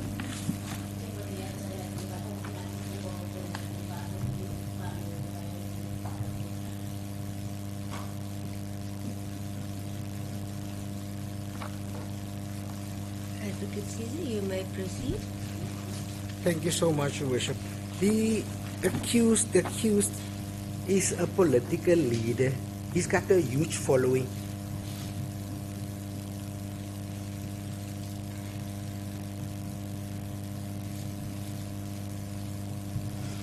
Young people emulate this type of behavior.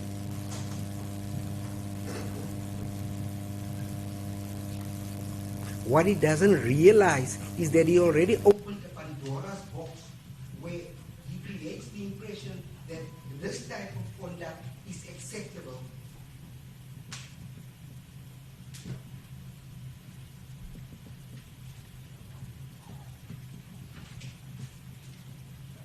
What did Pastor Moro do? He grabbed the firearm, ran to a school, screamed it was a toy firearm. Deputy Mayor of the Leicester George municipality fired shots, screamed it was a toy firearm. That's the president that he said. That people think they can get away with doing this type of offense.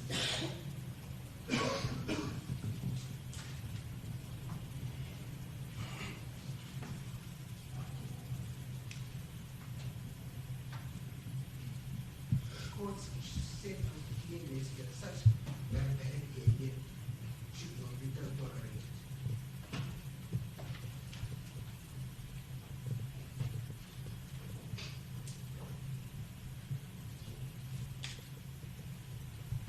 Accused is a member of parliament, a lawmaker.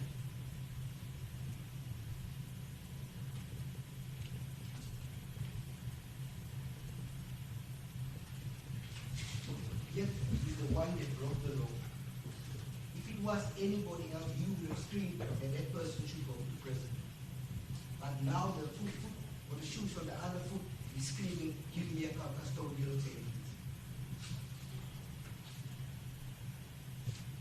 This council already mentioned what I was about to say in most of these cases. But what I want to read to the court is the case on paragraph 4, on page 4, paragraph 10 of my heads of argument, which is one of State versus Lister. The citation is in my heads of argument. This issue particularly deals with Thompson's evidence, and our court should use such particular evidence. I want to quote, I remain unpersuaded by the submission in counsel's heads of argument that the court should have adopted an opinion of Dr. Sidney that the goal sentence would undermine the treatment in which she would have to submit herself.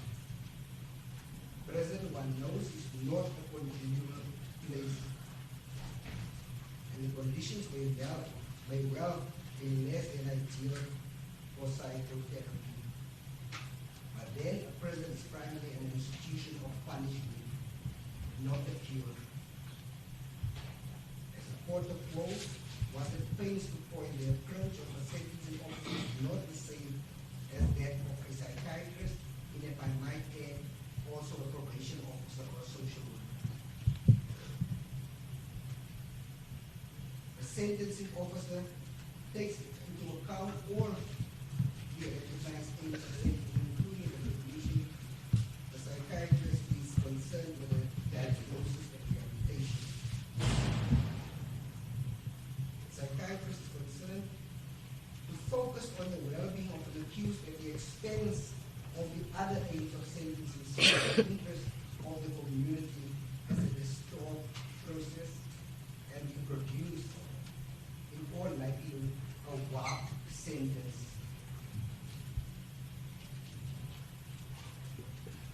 Now I went to the Oxford Dictionary to try to understand what this word warped means.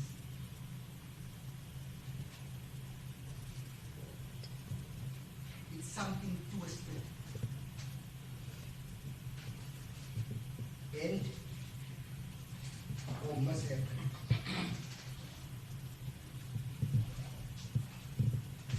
something diverted from its original form.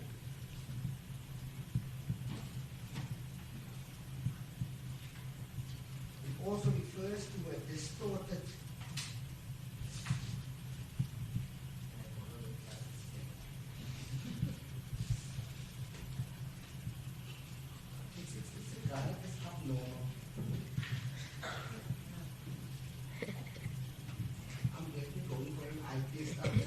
Please do. It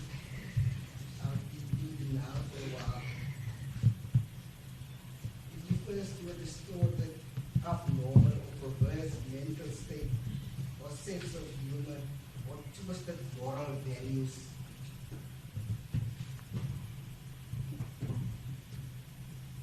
If the accused get a non-custodial sentence, but this is basically what a law now would go to. It will tell people that it's okay that if you find yourself, whether it's 1 or 2 or 10 or 15 or 20, it's fine, you'll just get a fine, non-custodial sentence, because this is what the type of sentences the courts are imposed. Whereas it's my submission, it's not. All the cases that I've listed in my heads of argument, all the accused got direct imprisonment.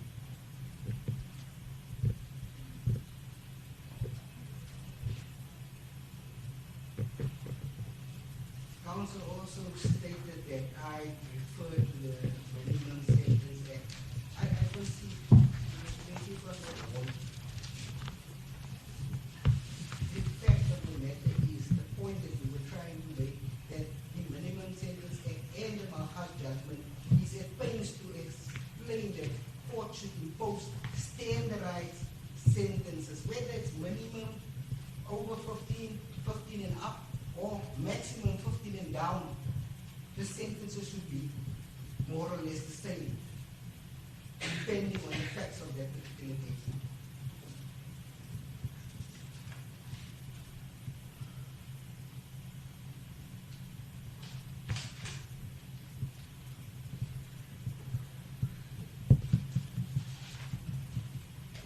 I did not refer to my past because I wanted to report attention that you should get the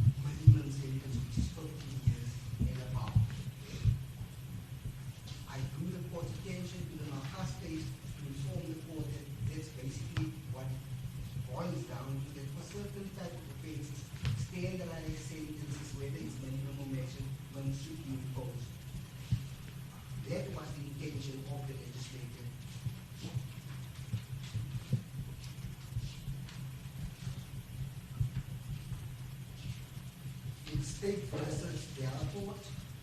I'm at page 5 in my head.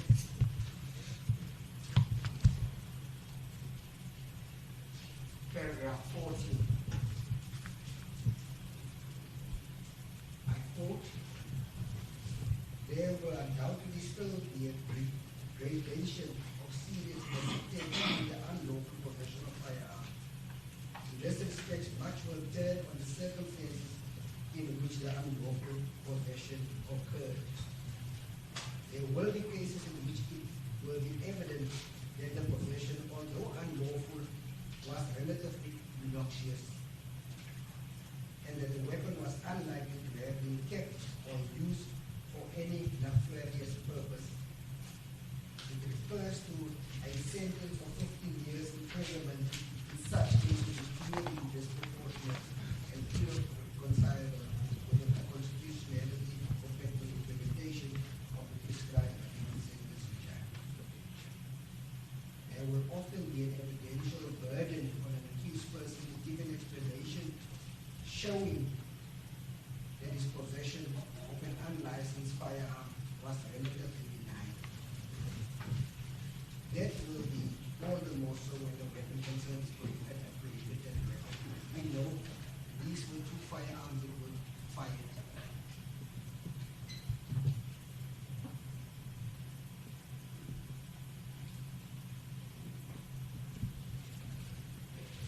There was a submission that nobody came to come and testify. Already, we argued this point already. We had all the evidence, the video evidence, was the silent witness. It gave us everything that we needed to know. No witness would have been able to describe everything that we saw on that video. To rely on the fact that no witness came to complain and so on is neither here or there, or that we did not call any witnesses in aggravation of sentences, either neither or that. The video speaks for itself. They say a picture speaks 1,000 words. This is one of the instances.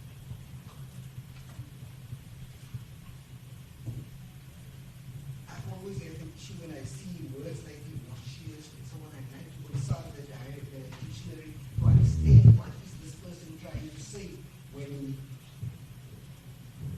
he uses words like that.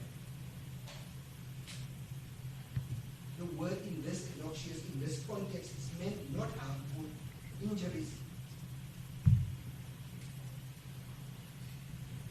It describes something safe, inoffensive, or unlikely to cause disapproval. Often refers to remarks, behaviors, or substances that seem harmless, but may not be. Synonyms include harmless, safe, innocent, inoffensive. We know for a fact that this firearm was not fired, both of them were not fired innocently. This accused testified he planned it, and when asked why did you choose a particular direction to fire, he says, don't tell me how to fire a shot. I can fire it even from underneath the stage if I feel to do so. It is not innocent. His intention was clear.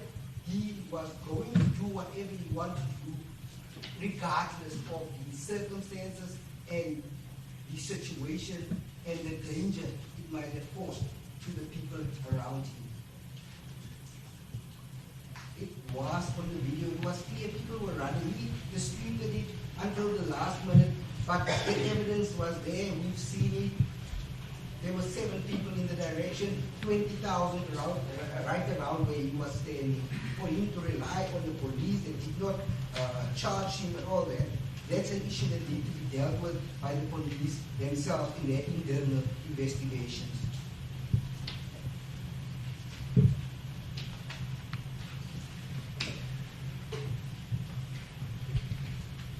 I've already highlighted to this court why I referred to the Malpas case.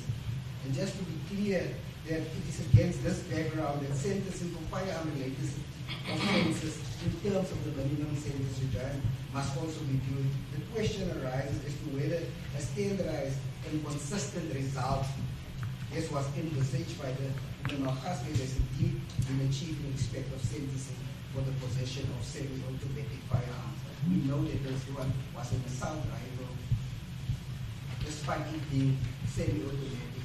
Its size of the ammunition is dangerous. It's bigger, it's more powerful, and could have had fatal consequences.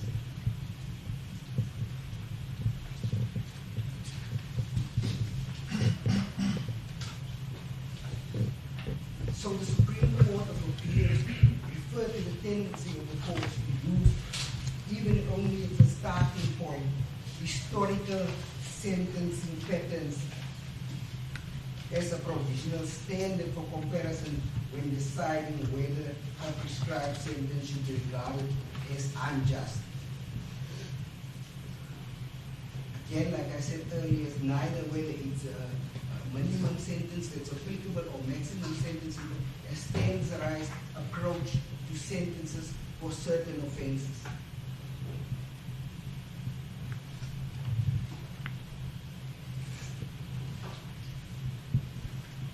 I've referred to all the judgments that counsel and assisted me, Malikane, Asma, Romslai, Sibanda, Lata, Tumo, Lahi, Fatui, Giorgio, Tau, Mukobo,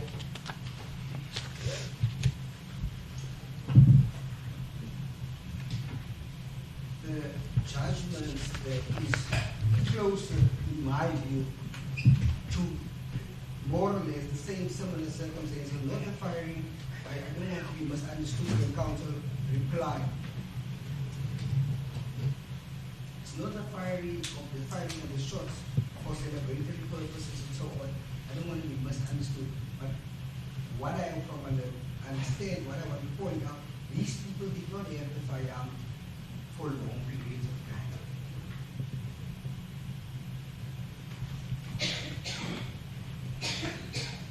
I have referred to it in my cross-examination of Ms. Thompson if the matter of State versus SWAT, where the appellant was convicted on 2 counts of unlawful possession of a semi-automatic firearm. The court confirmed the minimum sentence of 15 years on one of the counts in view of the fact that the appellant reported a denial of possession, which the denial was found to be false, which is the same as this instance. He said he had a firearm, he said it's a toy. He still maintains it's a toy.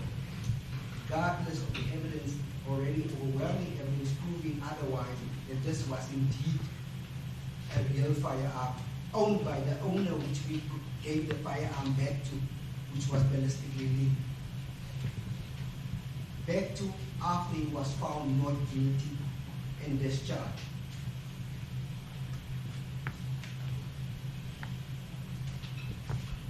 And furthermore, that no mitigating circumstance in relation to his possession could be inferred.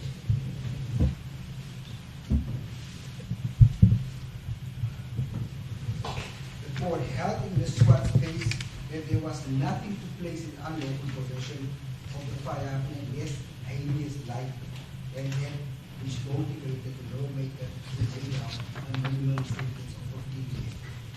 However, the further count of unlawful possession of a semi-automatic firearm, the appeal against the minimum sentence imposed was upheld and replaced with a sentence of 7 years imprisonment. This gentleman had 2 firearms. Ms. Thompson testified, said, 2 firearms, not taking into consideration, even when it was pointed out to her that the accused fired with 2 different caliber firearms, which he denied that he knew that the one was smaller or bigger, something that was so obvious to see.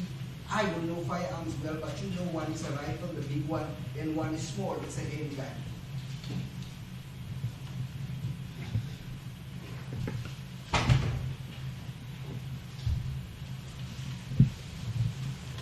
In this regard, the court held that the state accepted the appellant's version to the effect that he cautiously came across the firearm in a rubbish dump and was apprehended the same day.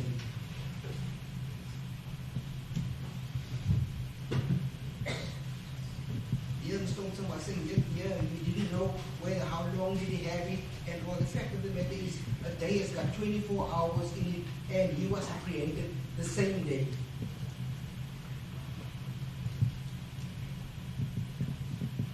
The appellant's decision to take the firearm into his possession could be regarded as having been made in the spur of the moment. Furthermore, it was held that the appellant did not have the firearm in his possession for a very long before he was apprehended. He didn't have it long. Same as was agreed by Ms. Thompson, yet this is the sentence the appellant was given. One was 15 years in respect of the one firearm, then on the other firearm, the sentence was reduced to one, my memory serves me correctly, of 7 years in prison.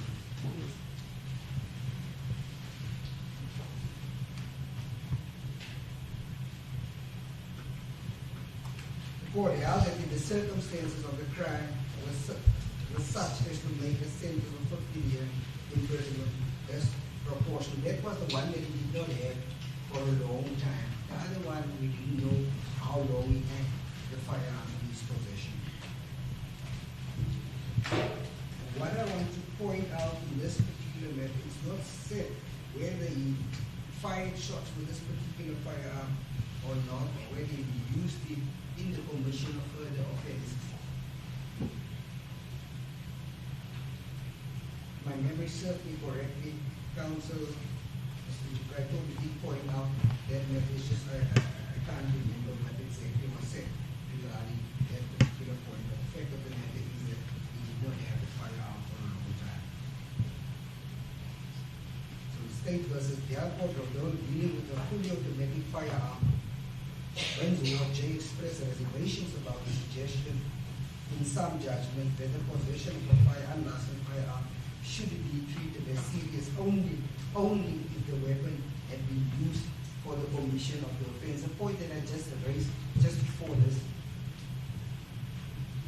it looks like the impression is created that if you have a firearm in your possession, you should commit other serious offenses for you to qualify for a 15-year imprisonment, which is not the intention of the legislature. That's why the Firearms Control Act was enacted, because of the seriousness that the Parliament deemed it necessary, the legislature deemed it necessary to make a specific act for firearms because of the serious nature that it poses.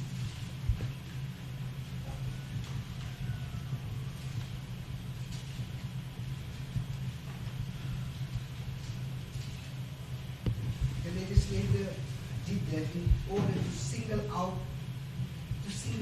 for harsh punishment.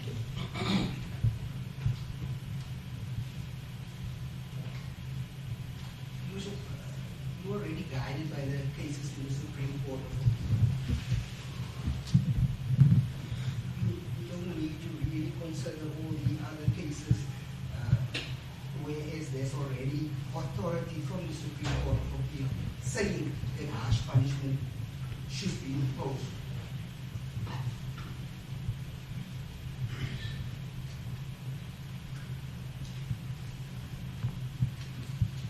In both Tembalete and Rodlai, the Supreme Court of Appeal upheld the minimum sentence for the possession of semi-automatic firearms.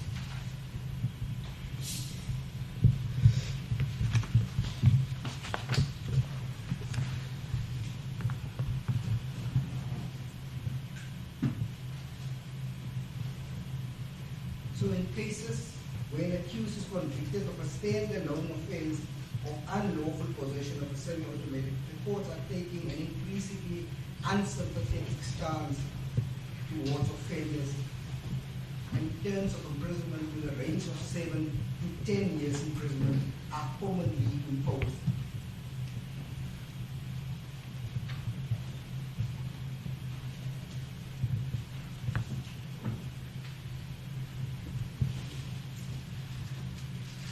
In addition, the accused's personal circumstances, one of the most important factors in deciding an appropriate sentence is his explanation as to how the unlawful possession came about. What did he say? He's planned it all along, even the EFF planned this all along, that this is what they're going to do for show, to entertain the crowd, not taking into consideration the consequences it might have caused. And it's no wonder the accused went right to the right side of that stage, firing those rifles, realizing there's only a minimum of 7 people that were standing there.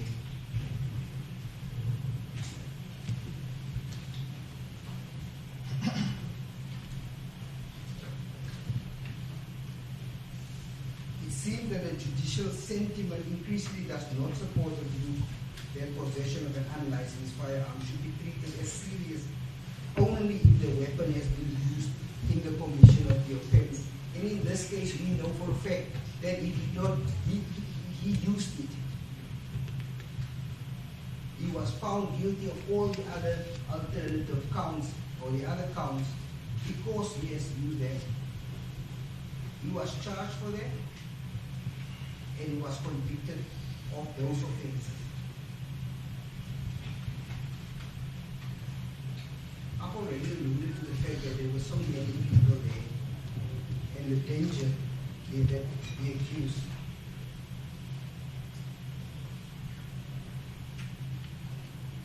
posed to that community, the supporters.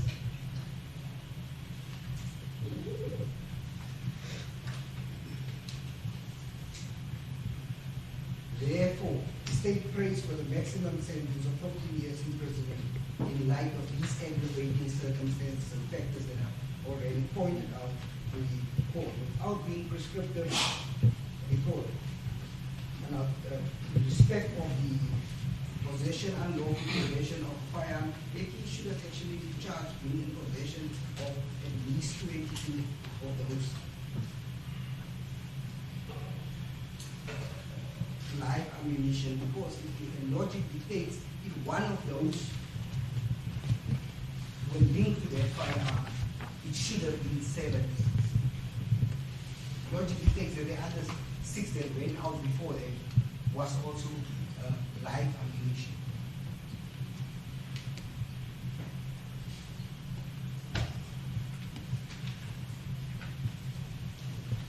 In respect of count 3, 4, and 5, the state will submit that fines may be imposed on those sentences and will not impose such type of sentence, and that these sentences, because of what it's in a single event, different counts arising from one single intent, that these sentences may run concurrently.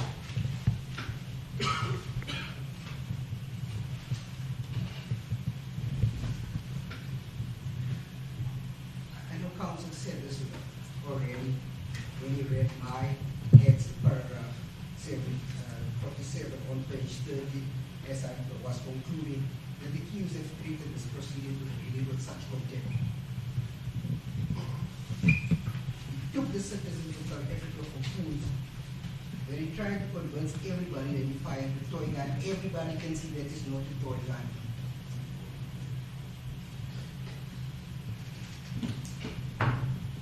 He blamed everybody for his actions.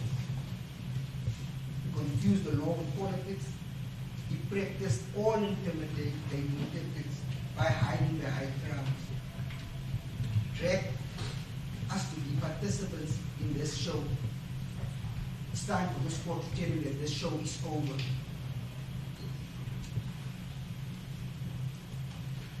Court must send out a strong message to other the offenders who fire shots amongst crowds and endangering the lives of others, that if you do commit the crime, you will do the time.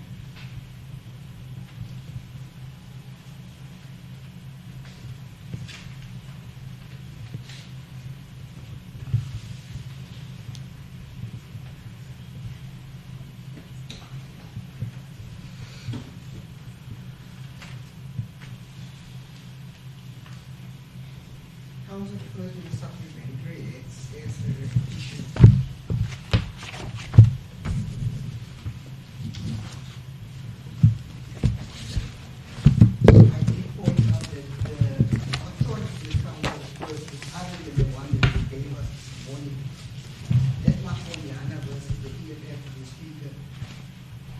broad constitutional proposition about value of liberty and the role of the court.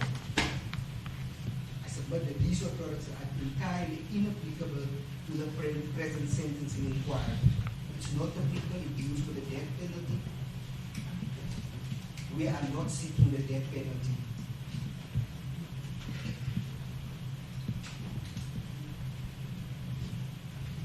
Its ratio has no application to the imposition of a proportionate custodial sentence for serious firearms offences. It doesn't even relate to firearms.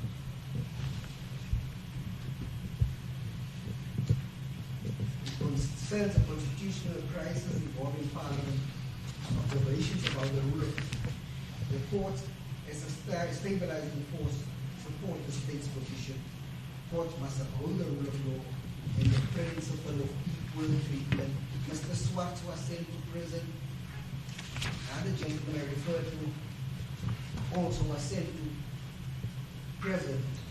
How fair will that be? Will that be a consistent, standardized approach?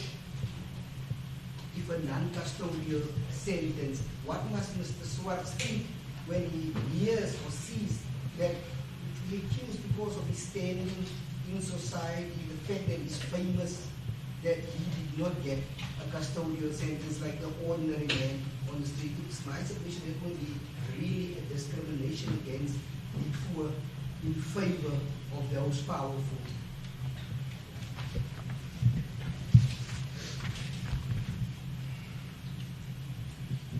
So in where it affirmed the constitutional value of individual liberty, the state does not seek to ignore that value. It submits that liberty, properly understood, must be balanced against the rights of 20,000 persons whose safety was deliberately imperiled, and against the rights of society to equal and consistent application of the criminal law.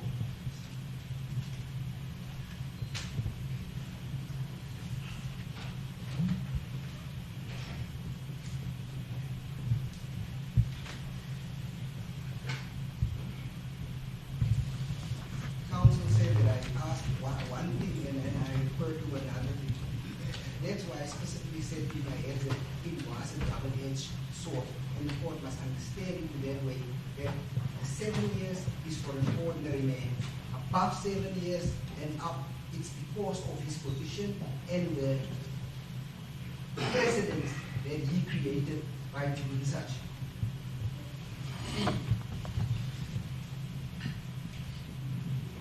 In the case of Pretorius was never charged for being in possession of a firearm.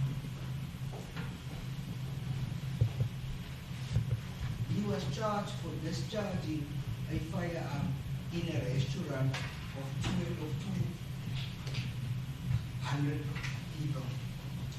He was charged with unlawful possession of ammunition and not possession of firearm.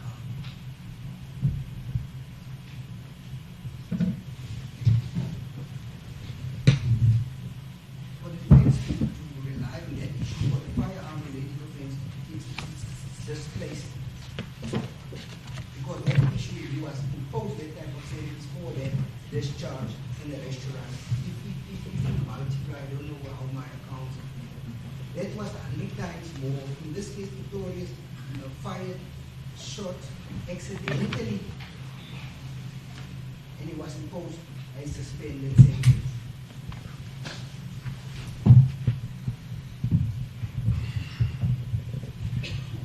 In contrast with the accused who fired, according to him, deliberately so, says he can fire anyway if he deems fit.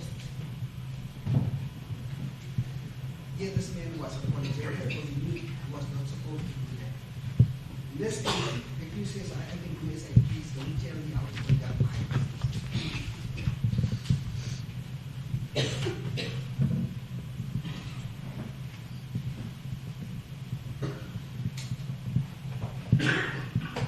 So the 200 people that were multiplied that by 100, then we'll get to 20,000 people. That's how serious this was. Was the Pretorius 200? He accused fired 20,000 people plus excluding the community around.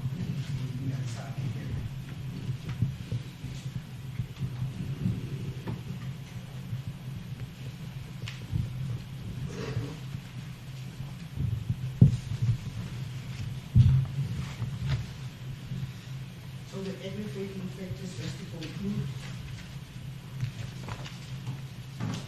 the court must consider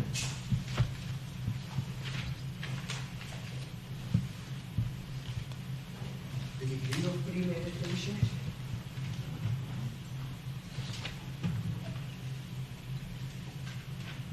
the lack of remorse,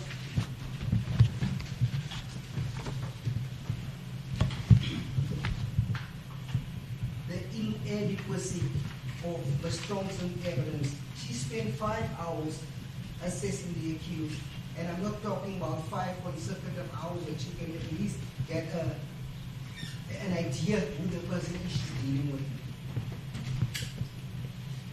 She speaks about an hour and a half here, an hour there, and 2 hours there, on different dates, different times.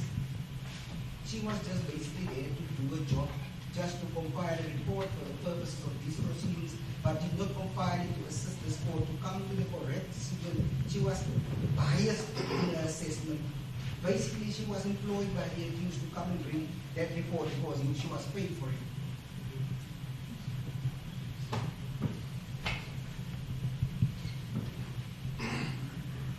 His absence of remorse, insight, and accountability. Until today, he still doesn't see what he did, what danger it posed, and what the consequences could have been.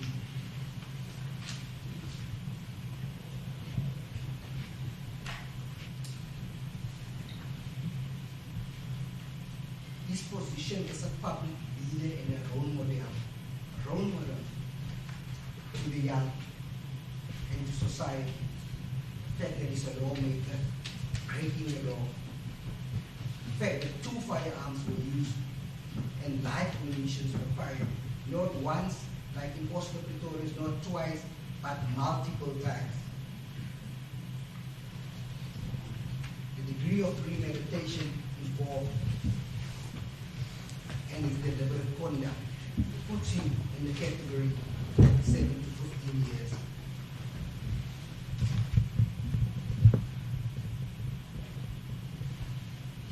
If the court imposes a custodial sentence, it will satisfy the principles as set out in State versus Z. And the court will do its constitutional mandate of equal treatment before the law, and will serve the legitimate and pressing interest of a society that has the right to expect that its leaders and lawmakers be subjected and to obey the same law that they are elected to uphold. That's my submission, and that's going to be asked for one.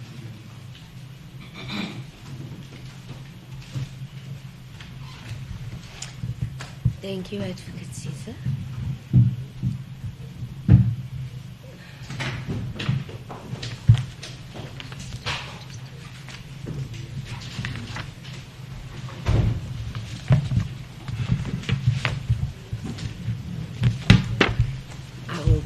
You now. I just want to get the charge sheet and endorse. I'll be with you now, Advocate Ndlupatoke.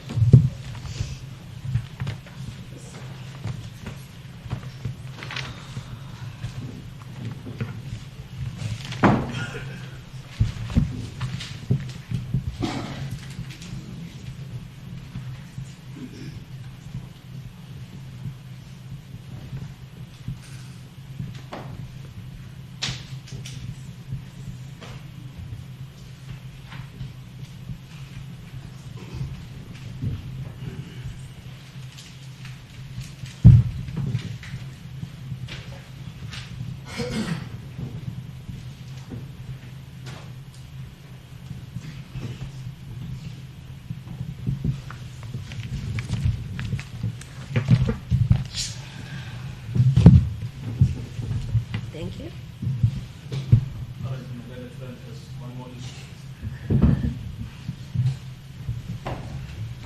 Just one issue that I also need to put on record that the state conceded that it did not prove its case beyond reasonable doubt, that it was unable to show in the video or see in the video that it was Mr. Snyman that gave the firearm to Mr. Malema. That part was inconclusive.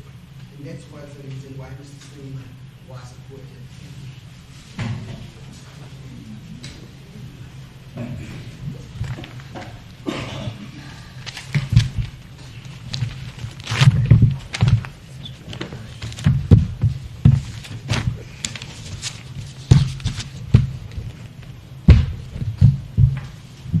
And the floor is Thank you. yours. I have Thank 5 you. points to reply to. Yes. The first one is the firearm issue. It is an important issue, although my learned friend tries to make light of it, because it's all regulated by statute. Firstly, your leadership wanted to know what the source of the evidence is. The first part is page 21 of the report by Ms. Thompson at paragraph 50.4, where she says, it appears that the accused received the rifle ready to shoot from someone authorized to possess and handle it, most likely from the Tactical Security Services, who provided security services at the celebration event. However, no individual was convicted of supplying or transferring the firearm to the accused. And this is the crucial part. And the rifle that was shown in court was returned to Tactical Security Services before judgment was delivered in this trial. That's the first part of the source. Then, if you wish, then go to the transcript of the evidence of Ms. Thompson at page 35. At line 8, she says, however, no individual was convicted of supply or transferring the firearm to the accused, and the rifle that was shown in court was returned to Tactical Security Services before judgment was delivered in this trial. Now, why does this matter? It matters because the forfeiture of firearms that are used in the commission of offences regulated by the Criminal Procedure Act. My learned friend has already referred us to section 30 of the Criminal Procedure Act. But your leadership will discover that section 30 is actually inapplicable in the current circumstances, because it deals with disposal by police officials of articles after seizure. It doesn't deal with articles that are part and parcel of the criminal proceedings themselves. Similarly, section 31, which is another section that was relied upon by the refers to disposal of articles where no criminal proceedings are instituted, or where the article is not required for criminal proceedings. So we know in relation to the first requirement that criminal proceedings were instituted, and in relation to the second requirement, the firearm was required for criminal proceedings. So it also does not apply. What does apply are the two sections that were not referred to by my learned friend, which is section 34 of the Criminal Procedure Act.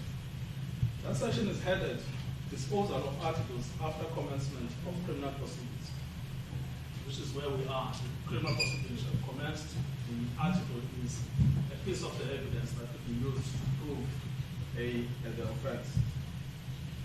It says the judge or judicial officer presiding at criminal proceedings shall, at the conclusion of such proceedings, but subject to the provisions of this Act or any other law under which any matter shall or may be forfeited, make an order that any article referred to in section 33 be returned to the person from whom it was seized, if such person may lawfully possess such article. So it is up to your leadership to make an order that an item that was part and parcel of the commission of the offense, which was used in the criminal proceedings, may be returned. It's not up to the state. Why that is important is also section 35, which is another section that was not relied upon by the state. That deals with the forfeiture. So So your leadership will know under Section 34 you may order the item to be returned, but under Section 35 you may order the item forfeited to the state as well. Because under Section 35, subsection 1, it says a court which convicts an accused of any offense may, without notice to any person, declare any person, instrument, or other article by means whereof the offense in question was committed, or which was used in the commission of an offense, or if such conviction is in respect of an offense referred to in Part 1 of Schedule 2, any vehicle, container, or any other article which was used for the purposes of or in connection with the commission of the offense in question, or for the conveyance or removal of the stolen property, and which was seized, and we know this firearm was seized under the provisions of this Act, forfeited to the state. So what happened here is that the prosecutors, on their own showing, agreed with one of the accused persons to take the firearm before judgment was given. That raises profound questions of the propriety of the conduct of the prosecutors. They themselves admit that they sent an email, although they put a different slant to that email. The slant they put is that they said, if you are acquitted, you may come and collect the firearm. Whereas the provision in Section 34 says the judge or the magistrate, whoever is presiding, may make that. It raises profound questions, my lady, with the greatest of respect. The first is, how does the accused know that he must come and collect the firearm? But it also raises another question, which is, how did the state take this matter as serious if they were already making arrangements prior to judgment upon the return of the firearm? They say that there were emails that were exchanged, but those emails have not been produced. And that is in the context where a witness has given evidence. It is correct, as my learned friend points out, that the witness says, my source of the evidence, you see that in paragraph 5.1 of the report, my source is Mr. Malema. But if they had this email chain, you would expect that on the day the witness gives evidence, they put it to her. But they don't. And then they try to get that evidence introduced in argument, which your leadership can just dismiss without more. So we submit, therefore, your leadership, that there is a potential irregularity which flows from the non-compliance with Section 34 of the Criminal Procedure Act and the non-compliance potentially with Section 35 of the Criminal Procedure Act. But we say it also raises really profound questions about how this knowledge occurred prior to the delivery of the judgment. We leave it there and take it no further, but we say it does raise deeper questions that require interrogation. But it does show that even on the state's showing, they did not regard the offense to be serious. Why do you return the instrument of the commission of the offense prior to the delivery of the judgment? Why? So that's in relation to question 1, which is the return of the firearm. We say it's relevant to sentencing because it shows that the state did not treat this as serious, but it's also relevant to a larger question about the propriety of the conduct of the state. The second question I want to address then is to look closely at why does the state say Mr. Malema should go to jail? This is clearer because the main heads of argument are actually quite confusing about why they say that he should go to jail. It's clarified in the supplementary heads because there they identify 4 reasons, and I want to address each and every one of them now. The first one is this idea of premeditation, that the offense in question was premeditated. But it seems that they actually misread the evidence because the planning that Mr. Malema talks about, if you look at the supplementary heads of argument, the leadership will find this at paragraph 7 of the state's heads of argument. In the italicized portion, which has inverted commas at the bottom of the page, where Mr. Malema is quoted as having said everything was perfect and calculated and designed to be the way it was done. He is not talking about planning the commission of an offense. He's talking about planning the celebration, the celebratory event, even on what they have quoted here. So that's why it's important never to read words out of context. What they have done is that they have planted words in their heads of argument, and they've imputed a meaning that those words were never designed to achieve.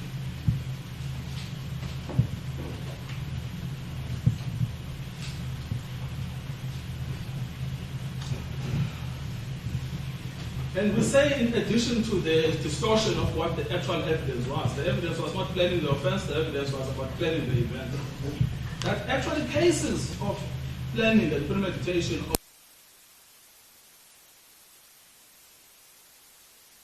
of a design.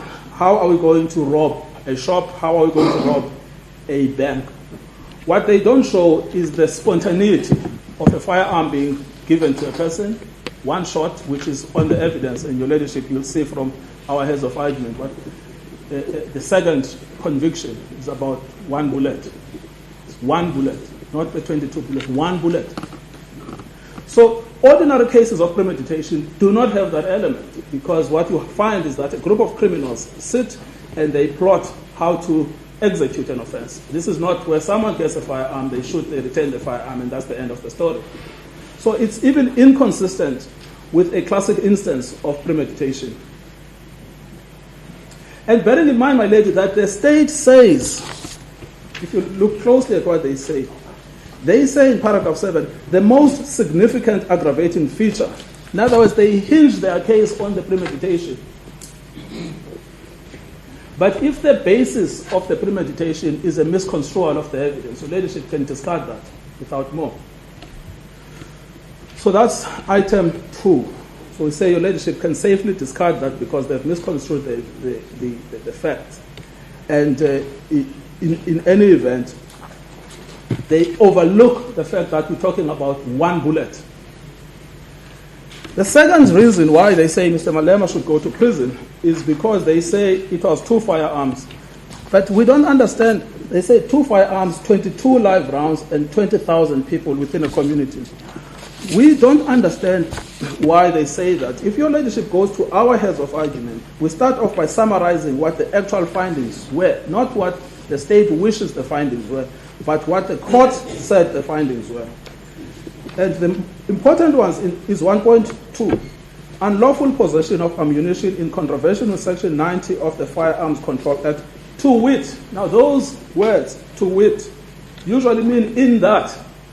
In other words, their point is to constrain the factual basis of the finding, not to expand it. 8.223, Remington bullet. One bullet, without holding a license, permit, dealer's license, manufacturer's license, gunsmith's license, import or export, or in transit license or other authorization. 1.3, unlawful discharge. But that's the unlawful discharge of the one bullet that he was in possession of, referred to in the second conviction. So we have the same problem here, my lady, with the greatest of respect, that the findings are distorted. It's a narrative building. Yes, and my learned friend also points me to even the first finding is unlawful possession of a firearm, not the firearms. A firearm, one bullet.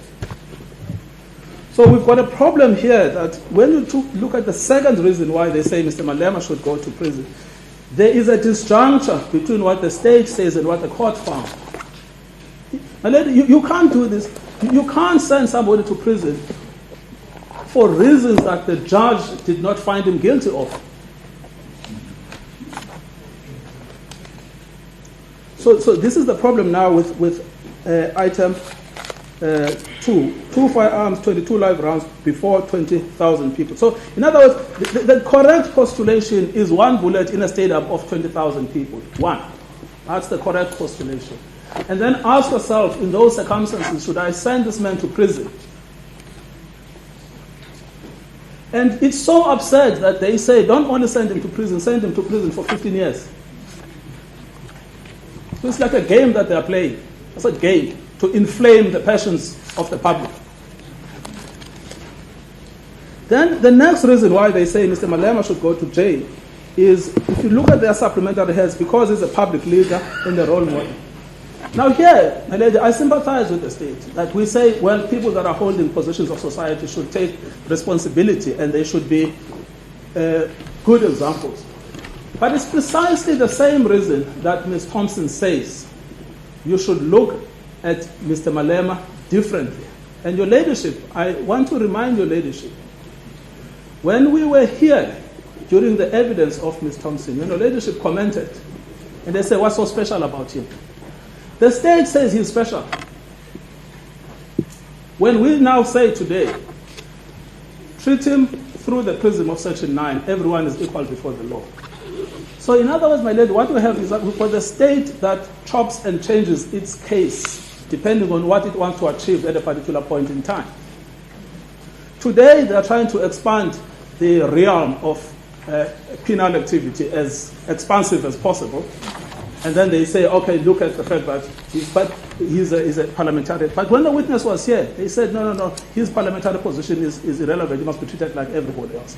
But a court cannot follow that unprincipled approach. Your ladyship must apply Section 9 of the Constitution, which says everyone is equal before the law.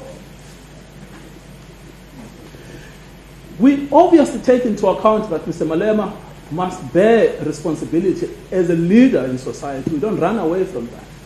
But it's precisely because of that factor that we say, if you actually look at the fact that he has been criminally charged, it's a public trial that he's been undergoing.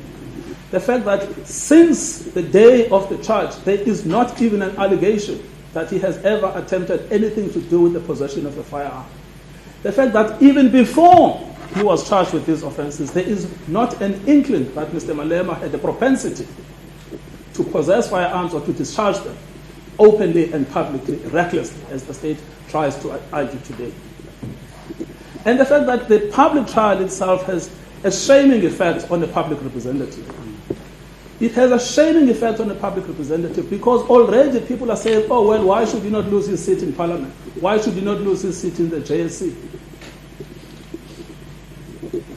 And the fact that, my ladies, is the fourth part of it, is that we are not asking for a no punishment. We are simply asking for a non-custodial punishment. And no one can sensibly say that other forms of punishment do not constitute punishment, which is the zero-sum argument posited by the state. There is only one punishment as far as they are concerned, it's custodial. So what we say, my ladies, is that you have a range of penal options that would reflect the society's disapproval of, I would say, public misconduct by public representatives. And the custodial penalty, in fact, achieves the opposite. So we say that ultimately it's a neutral fact that he's a public leader and a role model. The next one that they say you should actually send him to prison for is that he has no remorse. But they themselves say in Hewitt versus S, absence of remorse is not an aggravating factor. The state says that in paragraph 17 of their heads of argument. It's not an aggravating factor. But my lady, there is a fundamental legal problem with the argument. If an accused says, after conviction, I disagree with the magistrate, I'm going to appeal because the magistrate has wrongly found me guilty. The state says, infer from that he's not remorseful. It's absurd because even under Section 35 of the Constitution, he has a right to an appeal. And the right to an appeal is based on a view held by an accused, wrongly or what, that the magistrate is wrong. You cannot say, I am going to punish this accused because he articulated a view that I'm wrong. That is just an abuse of judicial authority. So he is entitled to say, I respectfully think that the judge got it wrong, and I'm going to appeal. The judges on appeal may say to him, Mr. Malema, it is you who's wrong, and not the judge. But in expressing a penalty, a judge cannot say, I'm going to punish you more because you've said it's absence of remorse just because you say, I do not agree. And I want to take this point further about the absence of remorse. They say, Mr. Malema has said these proceedings are an abuse of resources and the prosecutors are incompetent. That's what they say in their heads of argument. But my lady, if the prosecutor takes personal an accusation that they are incompetent, you know what happens? They violate Section 179 of the Constitution, which says that they must prosecute without fear, without favor, without prejudice. In other words, they must be prepared to accept the accusations and the criticisms from accused persons. They must not say, this accused person said that we are incompetent and therefore he must be punished more. Because that is not how the law works. The law works on a dispassionate basis. Whether someone has a loud mouth or that doesn't have a loud mouth, they must still be treated in accordance with the law. So we say that there is a deeper problem with this idea that because he said they were incompetent, therefore he must be punished, because it's not retributive, which is fine for sentencing, but it's vindictive, which is in conflict with the Constitution. So we say your leadership cannot give an order that would be in violation of Section 179 of the Constitution.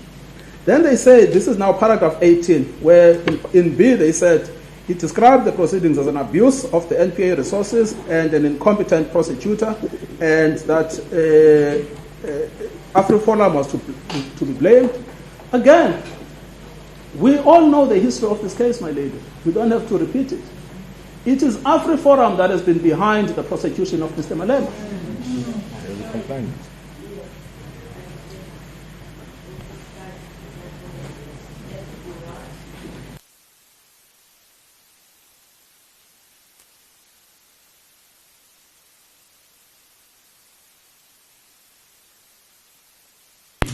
On which ones? Supplementary or the first one? 18B.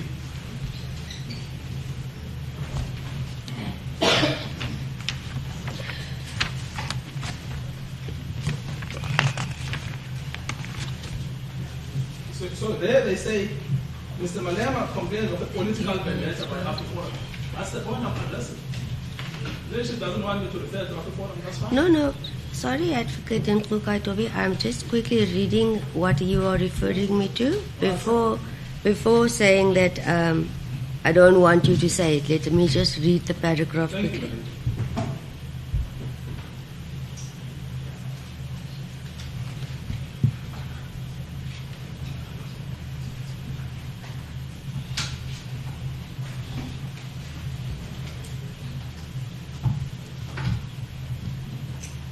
Okay.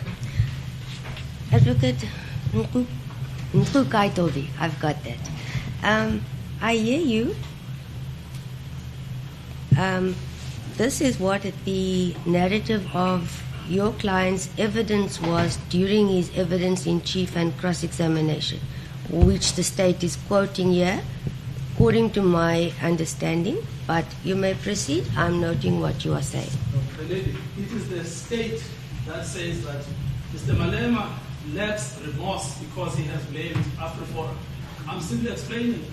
And the Holy Spirit, including I'm not dealing with the Holy Spirit, I'm dealing with AfriForum. Please leave. I've spoken, so I was very clear that there'll be no choice. So I don't know how we are going to approach this.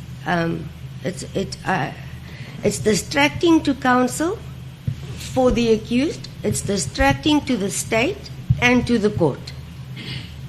And I do not need your approval of yes and no, because I'm independent. I don't mind yes or no at all. So do you leave or what? Because I'm not going to tolerate it. So there's a whoever wants to comment, please leave. Whoever is commenting now, please leave. And from now on, I will leave that in the hands of SAPS. Whoever comments or speaks, ask them to leave, please, because I'm concentrating on what counsel is saying to court. Sorry for that. Let me just get one sentence on AfriForum, because I think that's what is increasing the temperature inside. I'm listening.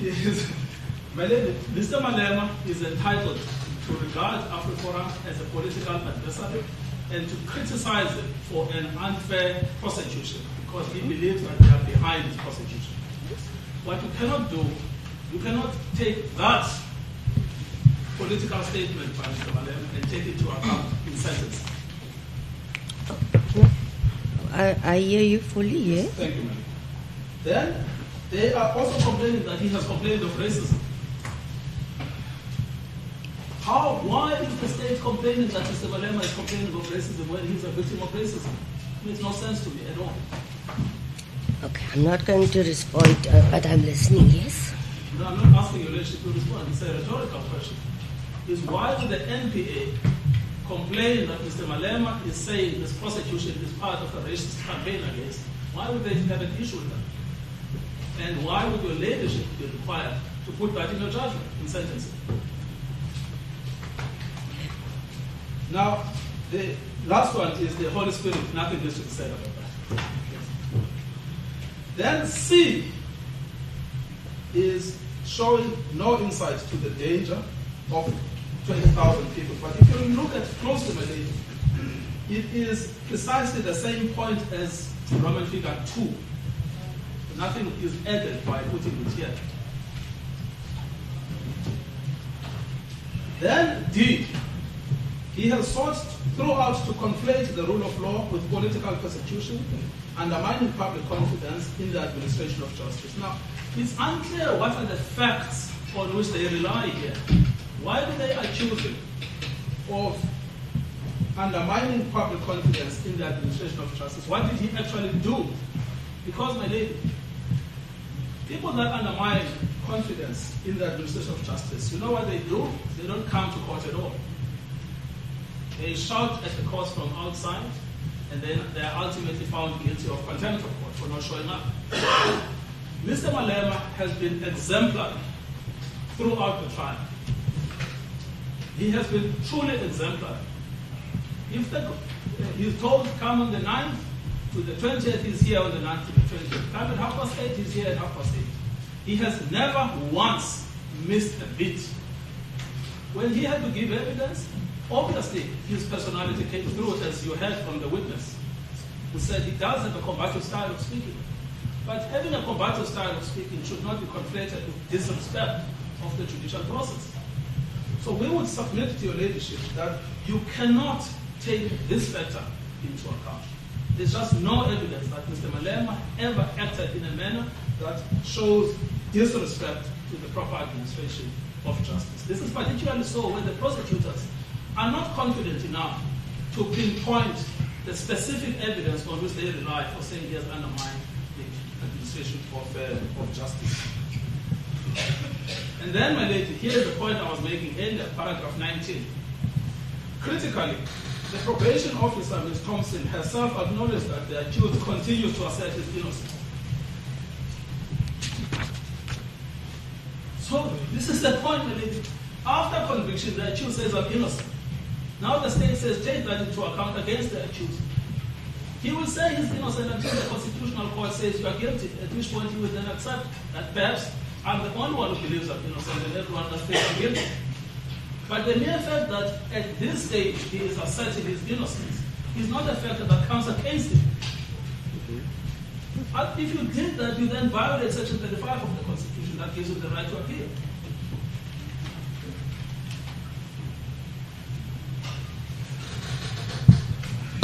The last point, my lady, is to correct some legal misconceptions.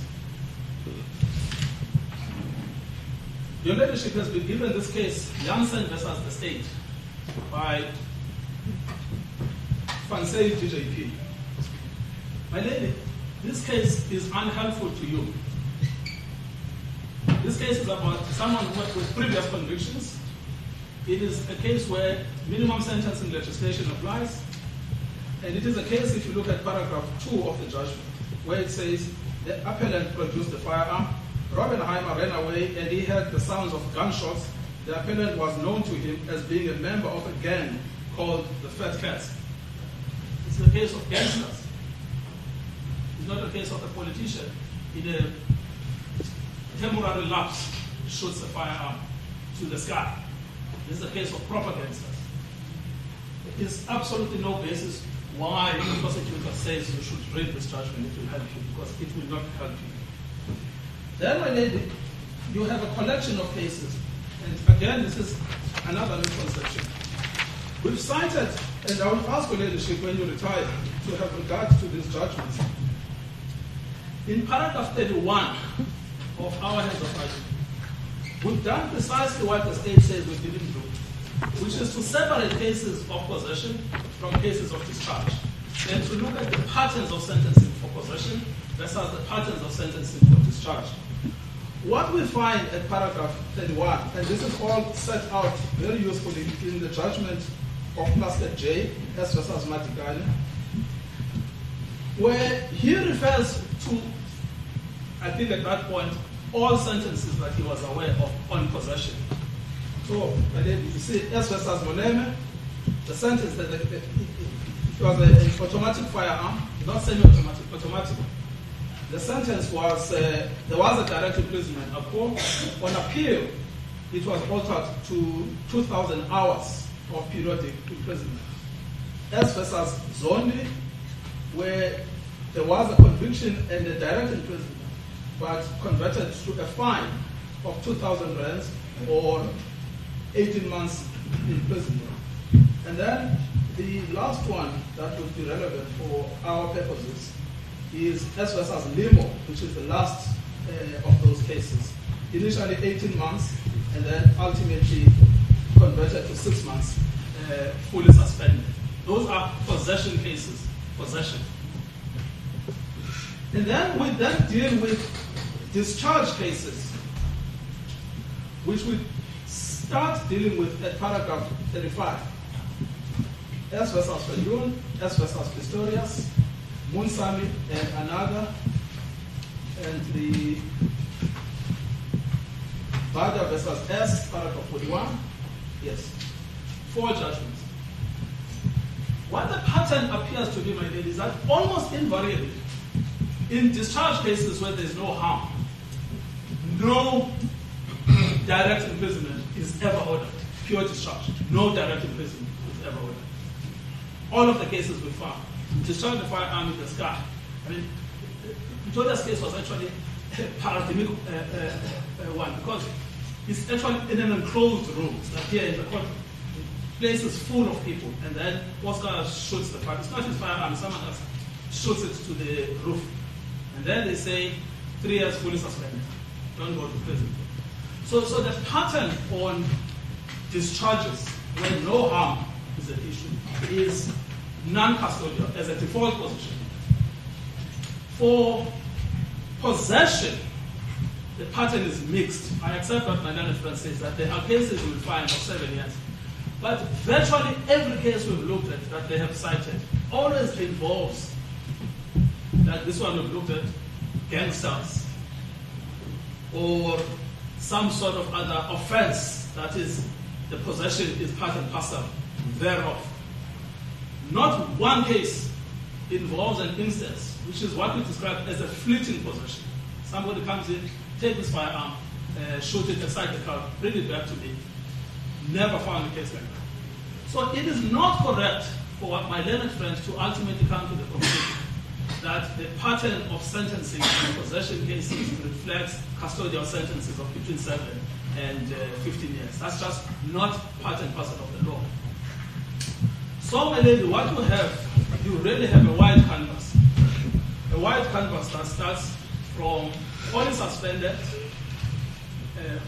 mixed suspended plus fine, or fines. Then it stretches all the way to 15 years. That's the true state of the law. And we have shown in this case the unique facts that were pleaded by Ms. Thompson. My learned friend can complain about Ms. Thompson's bias, etc., but the fact of the matter is there's only one witness on sentencing, one witness. The state could have controverted that by bringing their own witness. They never did so. So, my lady, we come back then to the beginning. We ask for a non-custodial sentence. But the nature of that non-custodial sentence is in your ladyship discretion. What we simply say is that it will be contrary to the law. Not because we like Mr. Malema or anything. It will be contrary to the law to send him to prison. Thank you very much. Thank you, Advocate Nkoka-Tobi. Thank you. There's no provision for you to reply, Advocate Caesar. This is it. The defense, am I going to indulge him? It's not procedure. he wants to rise, so you may outvote him. It's heads, supplementary heads, and that was for the argument. And even after his argument, he had an extra point. Okay, the extra point I disregard, but with the rest, we stick to procedure. Is it a new point? There's no need to address anything.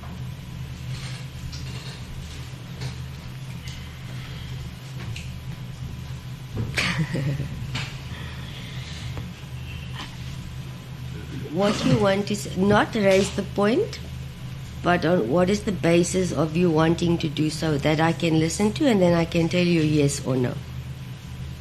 No, you was just going to advise council to read section 30 and 34. No, okay. That is a no. All right. Thank you, Advocate Caesar. All right. So that is us for the day.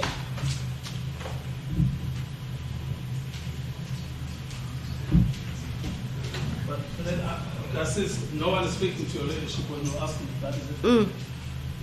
The one thing we agree with the state on is that we need to get finished with this. Yes. If your leadership is ready with a judgment this afternoon, we would appreciate it. Advocate Nkukai Tobi, let me be very clear and maybe indulge not in a because I'm not ready. The aspect of sentence today is still to be decided.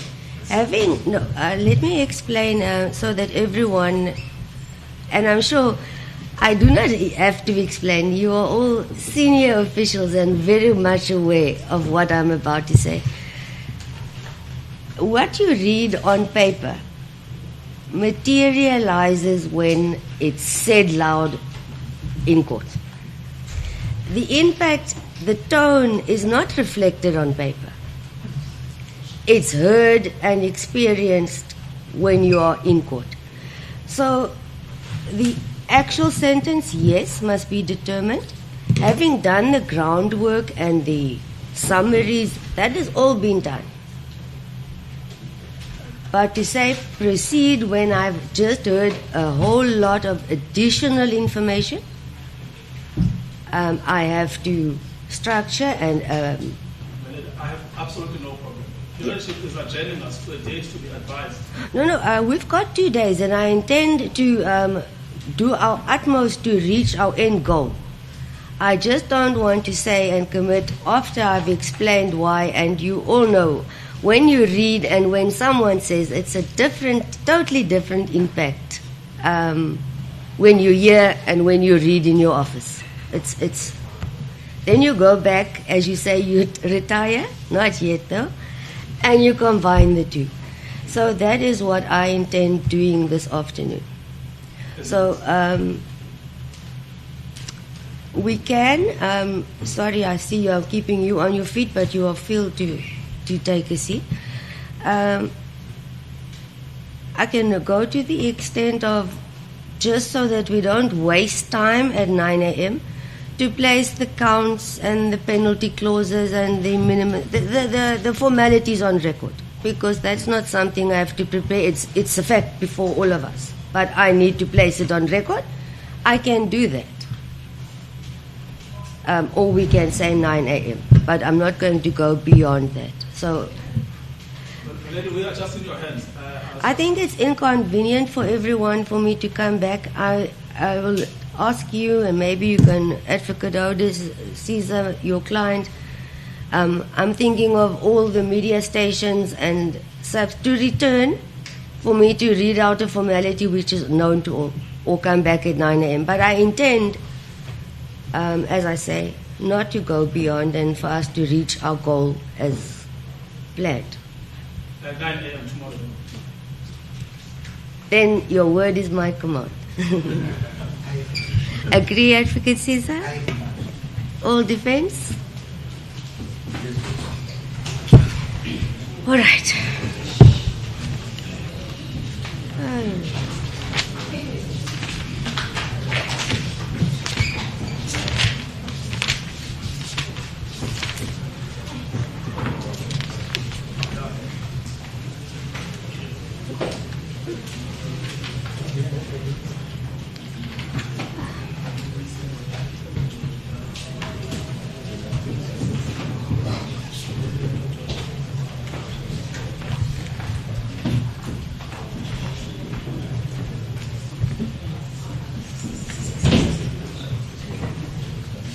Thank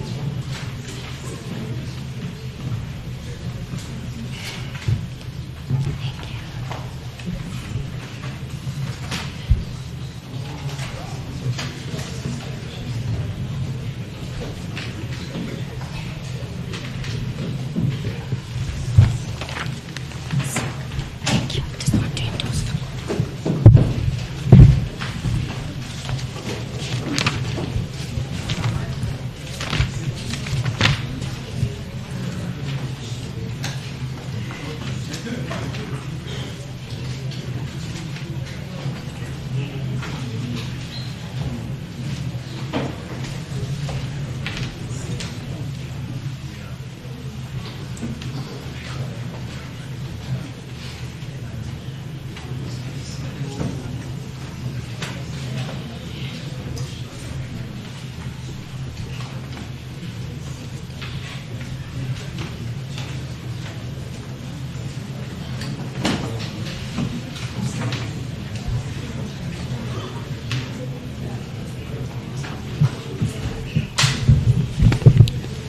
That's Jesus. And there's the rest of the charge sheet. Mr. Malema, just a minute, please, gentlemen. The court is not adjourned yet. We are still busy. For the reasons I've mentioned then, and for us to, or for the court to proceed or commence with sentence, and hoping that we will reach the finality of this matter tomorrow for anything that may follow. Tomorrow, I would assume it is the same venue, but I'm also directed by the management. I assume it's the same, 8:30, for us to start at 9 a.m. I'm sure the same venue, which is High Court venue. Okay.